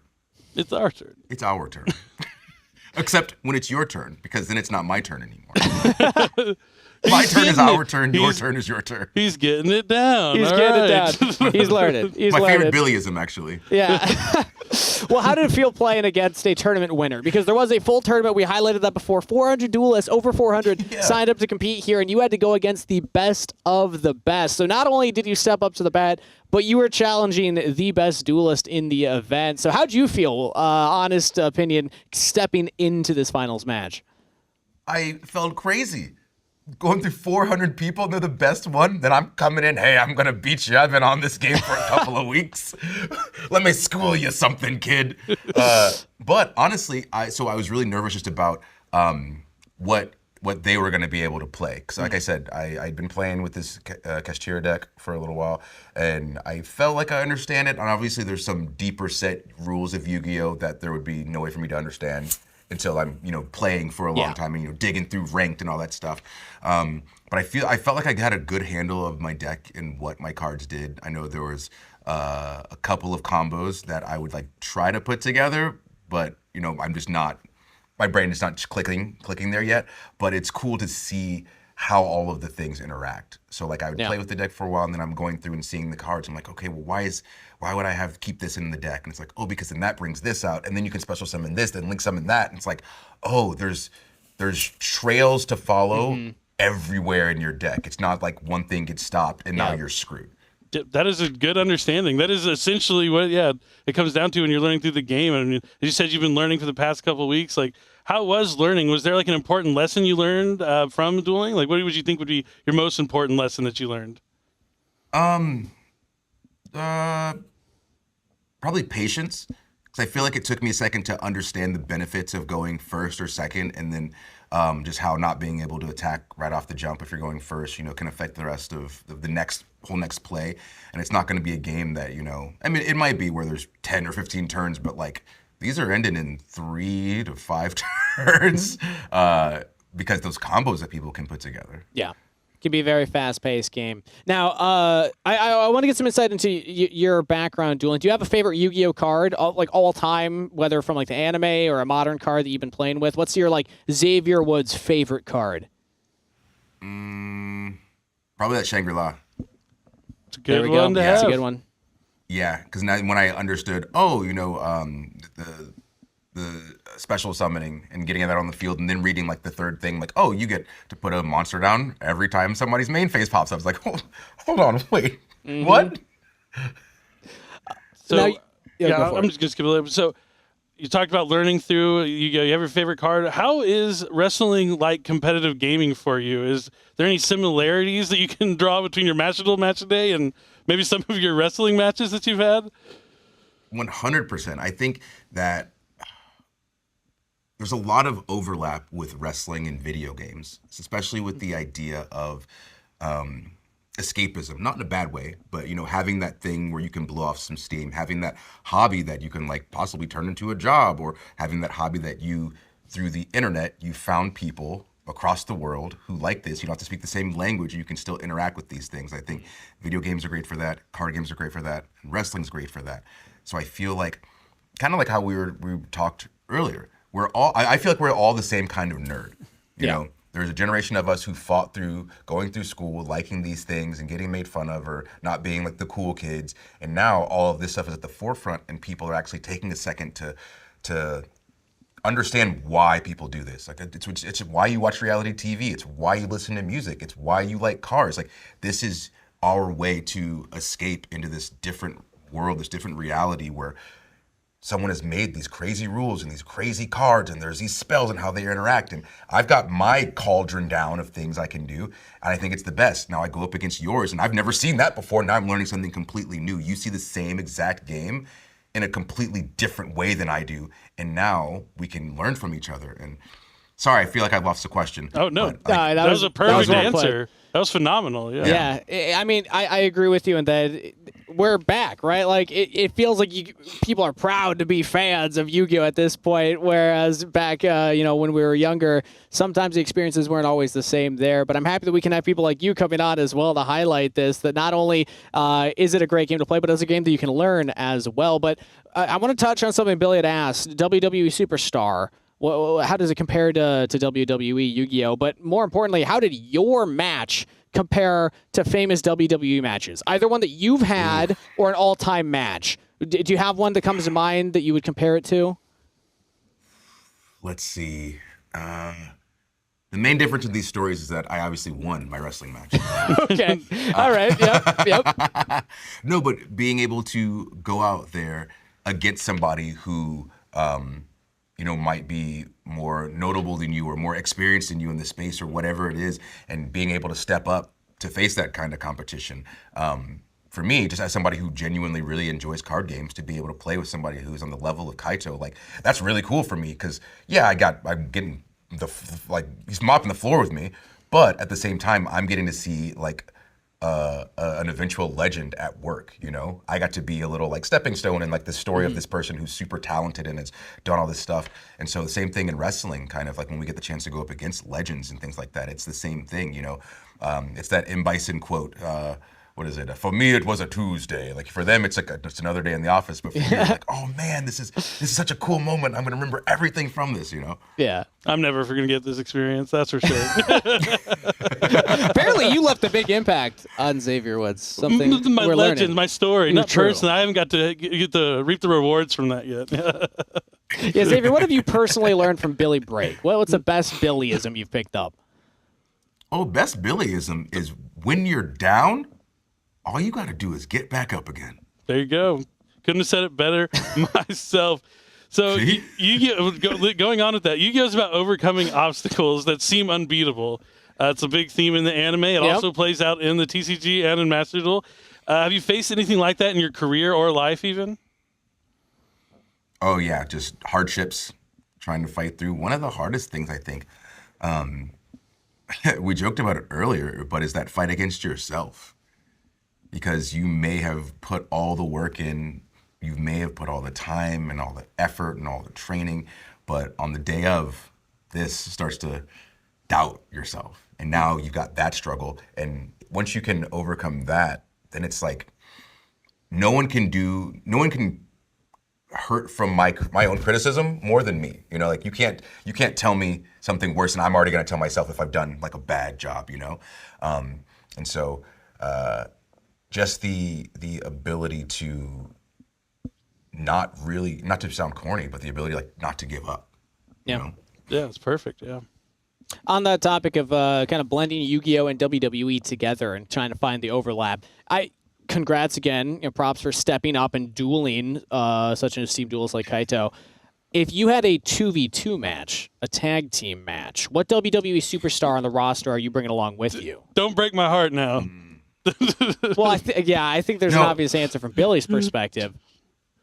Yes, but also I know somebody who's not Kofi, my tag team partner, who plays a ton of card games and is very good at them.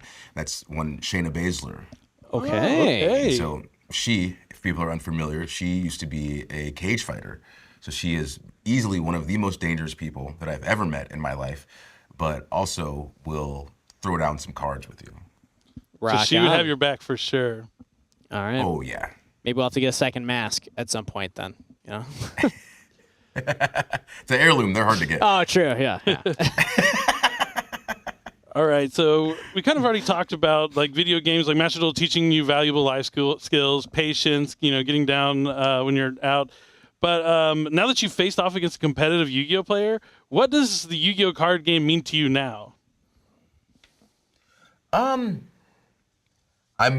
really glad that I was opened up to all of this because, like I said before, I've been around Yu-Gi-Oh all my life. I lived in card shops every Saturday, as a kid. That's all we were doing, but never really sitting down and like diving in. And I've now taken the time to dive in. And so being able to be in a match with somebody who's in such high regard with the Yu-Gi-Oh community and is such a talent, again, like I said before, it's gonna be my claim to fame. So whenever you see me in ranked now, just know I touched greatness one time. Fair enough. That means something. Hey, claim to fame for a WWE superstar. That's a very high praise for Kaito over there. All right, your game attack needs to be like Lost in the Woods or something cool. I can see a lot of good ones. They got lost to Kaito. There we go. Kaito. There we go. mine. That's a good change it now. Now, I want to bring the conversation out to the greater community because obviously you're bringing the community together, hosting an event like this, so thank you for that. And a lot of people are commenting on the actual persona that you put on, saying that it felt just like an anime villain. So do you think that we might see any more villainous acts from you in your future WWE career? Maybe a turn? Villainous acts. Is this a little insight? I am nothing but honorable. Oh, okay. And even as Axel, I was very honorable. I feel like I give people back the energy that they give to me. And obviously, Big Billy is that great energy all the time. Steven wasn't so nice to Axel. Granted, he was late, so I understand. Yeah. But sometimes personalities just clash, and that's okay. Yeah. That's it. Yeah. Yeah. So, but as far as villainous things at my other place of work, I would never. Okay. Never. Not in my wildest dreams. Yeah. Nah, never, you of course. just got to do what's right by you, all the time. Have each other's Exactly. backs that have your backs. That's what it's all about. Yes. Yeah. I Loyal get to it. I those who are completely get loyal it. to me. Yep, get it. exactly. I get it. Fair It's enough. like so lots of times in life, I say, you want to take care of the people that are around you. And then if you can fulfill those needs, then it might branch out some. You want to try to take care of more people. And then maybe even more after that. But just because over a 10-year period you've done that for a lot of people, doesn't mean you have to continue doing it. It's great if you do, but it's also okay if you take a little bit of time after 10 years to just say, hey, I'm going to focus on me for a little bit. Hey, nothing Yeah, but no. respect Okay for with that. Getting oddly specific here. Yeah, 10 years. But a lot Yeah. of great life advice and lessons from Xavier. But again, the community billed Axel as a anime villain. Can you at least give us an anime villain laugh, Xavier? Do you have one in you?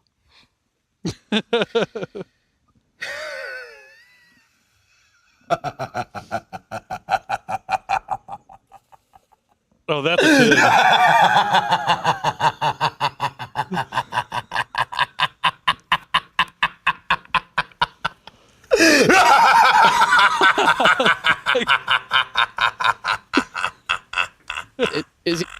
Is it? I'm dying.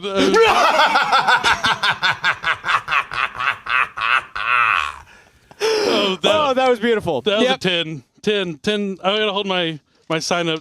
Hold on. You know, he said 4 encores. I didn't believe it. I think 4 encores. The smoke picked up at the perfect time. Yeah, give it 10. 10. Wait, 10. I'll join you on that. I'll join you on that. All right, there we go. 10. I'll give it a 10. 10. Thank you very much. Oh, wow. Love you guys. This is great. Well, that was amazing. But I don't know how we're going to top that one. well, so we've been talking a lot about gaming, but outside of gaming, what are your other interests and passions? Like, what inspires you? Music, honestly. I during the pandemic, you know how we would always say, "Man, I wish I could do this thing. If I only had time, I'd learn." Well, we got stuck at home for a long time. I said, "Oh, we've got time. I got to do something."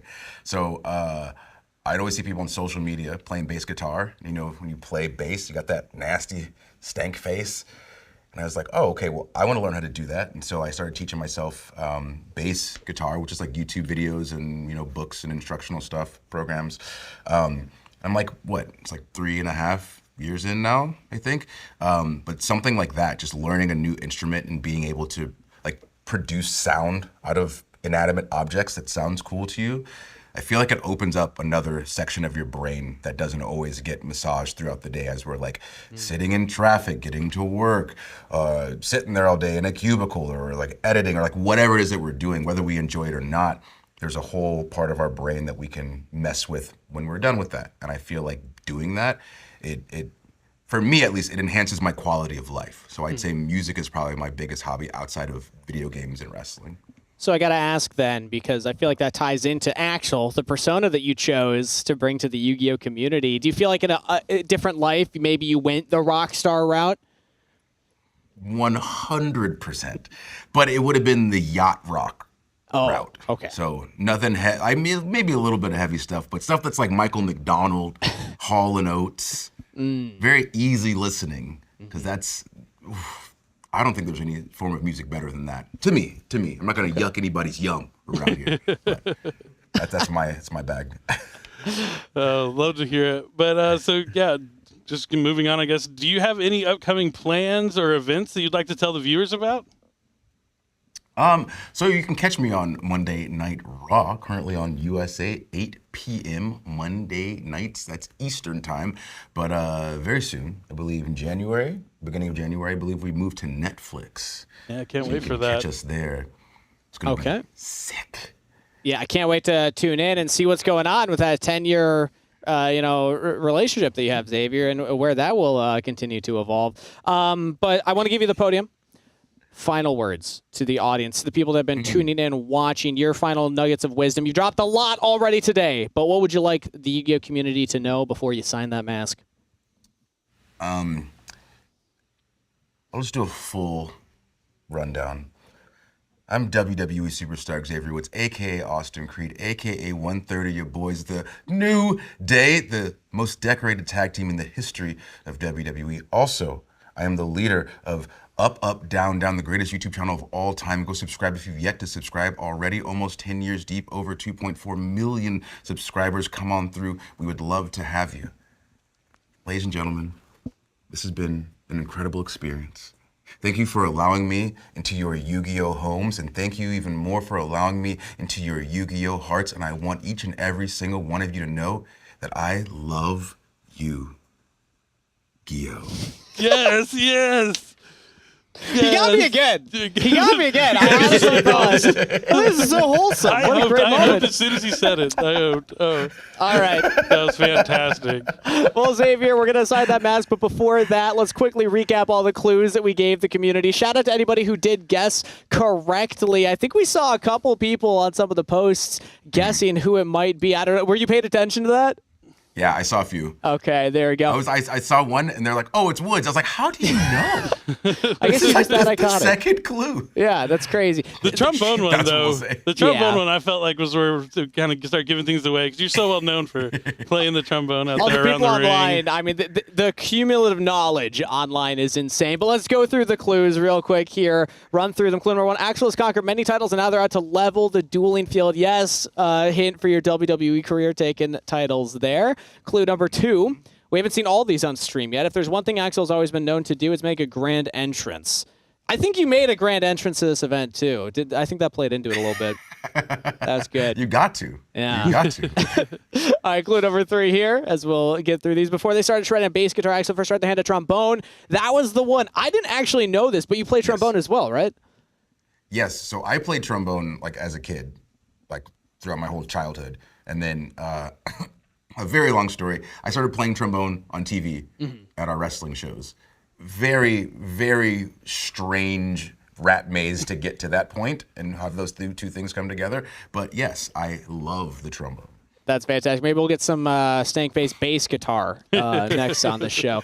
Clue number 4, though. Let's pull that one up here. Axel isn't Axel's first stage name, of course. The one we've been addressing you as is, is that your first stage name, or am I missing more lore there? No, so first stage name was Austin Creed. There we go. And then we found Consequences Creed. And then we found Xavier Woods. And now that's my current wrestling name, but my persona, my name outside of that in the regular world, Austin Creed. Austin Creed. All right. So it's a whole thing. That's incredible. Yeah, the storylines that happen at WWE are nothing short of impressive. Clue number 5, let's take a look at that one here. You might say Axel's childhood was just peachy. What was this in reference to? Georgia. Georgia. I live in Georgia. There we go. Georgia Peaches. Of course. Yeah, that's on me. Clue number 6. Axel has often been part of a trio, but they also gained acclaim for their solo endeavors. You said you're 1/3. There we go. Yeah, this one's pretty giving away who could potentially be. Group The New Day. The New Day. That was a good one. Clue number 7. Now let's take a look at that one. Axel's trained in psychology. We'll see your strategy a mile away. That's do you something have I didn't know. a degree or something that we're unaware of? I do. I have an undergraduate degree in psychology and philosophy and a master's in psychology. Oh, so nice. No matter what, I'm always reading you, even if I'm trying not to. I cannot help it. Billy's got a lot of Gotcha, questions figured out, for you Steven. after the show then. All right, clue number 8. Let's need take a look help. at that one. Axel's battled Titans, but their true quest is always to level up. So the level up. So I The always want to level get up, better. yeah. Mhm. Also, I think maybe Always in want to reference... get better, and video game reference. Yep. Yeah. Shout out to the YouTube channel again. Clue number 9, let's take a look at that one. Many of Axel's early performances were pay-per-view. We did take a look at this one as well. Obviously, WWE pay-per-view there. I think this one's got to be one of the most obvious ones, right? Like one of the most direct. If you didn't have it by this point, you probably just aren't a wrestling fan. Clue number 10, though, let's take a look at that. It's like Axel's always saying, when you're up, you're up. When you're down, you're down. And yell at Big Down if you haven't guessed their identity yet. How'd you come up with the name Up, Up, Down, Down? So me and the guy who was we were putting it together, we came up with some names, and there was a list, and he's like, "Which ones do you like?" And I liked Joy Shtick. I was like, get it? There's a play on words. He was like, "I think Up, Up, Down, Down is better," and I was like, "I don't think so." And then he's like, "It is," and we went with that. And I was like, "You know what? That was a great choice." It was like as soon as it was the next day, and I saw it like on a picture, I was like, "Yeah, I'll do the ideas. You do the name stuff." Okay, it's good to have that duo combo right there. Let's take a look at the last clue, though. Yeah. Clue number 11, a Raw Rumbler. Axel knows how to lay the smackdown, and anyone who dares enter the squared circle. And what was your analogy? You can put a circle in a square peg, something like that? Yeah, you can put a circle peg in a square hole, There we go. and it'll fit. It'll fit. Nuggets of wisdom for everybody at home. WWE ring. Yeah, square circle. also on That is Raw, what it's of called. course. Yep. I also believe that we might not have been able to catch that one from you, Billy. Oh, we didn't get that Billyism. Oh, sorry, I didn't get that Billyism, but yeah, it's just saying the squared circle. Obviously, WWE Yes. and Raw. You know, he is on Raw, Monday Night Raw. That is. All right, but those are all the Wrestling clues. ring. Just watch given them out. recently. Yeah, just watch them recently. All right. there we Watching go. every Monday. Make sure to There we tune go. in. You can catch Xavier on there. All right, that was all the clues that we have, which Xavier means that there's one thing left to do. You have the mask. You've deemed it a family heirloom. Yes. We'll have to check the validity of that statement maybe before sending it off. But either way, you were bested, which means that your opponent will be earning that mask. And not only that, but a signed copy. Are you prepared, Xavier? Do you have a pen on hand? I do. We're prepared. We thought this might happen. This thing, How's it look? It's I mean, I feel gorgeous. you've been around a lot of masks throughout the years. How's it I compare? have been. I really enjoy this. attachment on the back to make sure it stays on, the lights, LEDs on the inside. This is a great mask. When I walked in, I was amazed at the replica that they were able to create from my personal heirloom. There we go. All right, we need it here. Can we see that? We got that top-down camera angle. Yeah, we should be able to get that for you. There we go. Hey, look at this. I don't know if you can tell the eyes are pulsing. Oh, yeah. That's cool. Looks sweet. Okay, I'm gonna actually turn it some so we can see that better. Right here's good. Okay. Wherever you feel, it's your mask. So cool. New Day Rocks. Beautiful. I'll make this more of a D. Great. Nice. It makes it more authentic when there's those little extra touches added. We saw it live. People can show it off and say, yep, this is absolutely the real thing. Congratulations, Kaito, for earning that signed mask. That's sick. Yeah, it's amazing. I wish I could have dueled and got my hands on it. I would have easily, taken Kaito out, but Oh, yeah. I'm just kidding. You can challenge nothing more him safe after for this, Kaito. Oh, yeah, you never know. Put a little message for him. Okay. When Kaito gets the mask, I got a little message for him. Can we get the top down to that So, one? I want to see the maybe message. Top down. We'll take a look at it here in a second. So I'll get you next time. Smiley face. Great job. I'll get you next time. Yes. Love There's it. a shaking fist coming with that. All right. All right. There all you right. go. Maybe you dueled Kaito in Kaito's arena. Maybe Kaito can duel you in your arena next. Yeah. Yeah. Let's go 2 out of 3. Get this. Yeah, I don't know In if this Kaito wants to turtleneck. jump into that squared circle with you. Really? How come? No, I Come would. I on, would do it in a come heartbeat. on. Yeah. I feel like nothing bad could come of that. Yeah. It seems pretty normal. No, not at all. Yeah, yeah. No, everything's fine. Everything will be safe. Yeah. All right, well, Xavier, thank you so much for coming on for the show. It was incredible having you. I mean, what a duel. Again, Oh, round of amazing. applause. Round of applause for sure. And Thank you. I do have a question though, as we're ending this. There is something I want to know personally. We went through the clues. We talked about you being a rock star. Yep. And I was like, okay, rock star. Is this because New Day Rocks? New Day Hey. Rocks. New There we go. Day Rocks. Sorry, I had to do it. I wasn't going to miss this opportunity to, hit you with the New Day Rocks. This is my one chance, so there we go. All Hey, right. I appreciate it. Thank you. Well, we'll see if we can get the band I was together. hoping Kangas was going to join me, but it's all Oh, right. sorry. I didn't. Okay, New Day Rocks. Nah, I can't. Day Egg Rocks. on my face. What's new, right? Okay. All right. Thank you so much for coming on the show, Xavier, and for bringing us all together as a community, and for putting in the time to prepare for this. But I know that we had a Shadow Duel Season 1, and that turned out to be Zane Malik, multi-platinum artist. Now we have Season 2, Xavier Woods. Xavier, is there anything else coming up in the Masked Duelist front? I mean, I feel like Zane's obviously the head of all of this, and I don't think it would be out of my coverage, I guess, to say that I could be referred to as the right hand. Ooh. Okay, that's ominous. It implies potential future limbs, I suppose.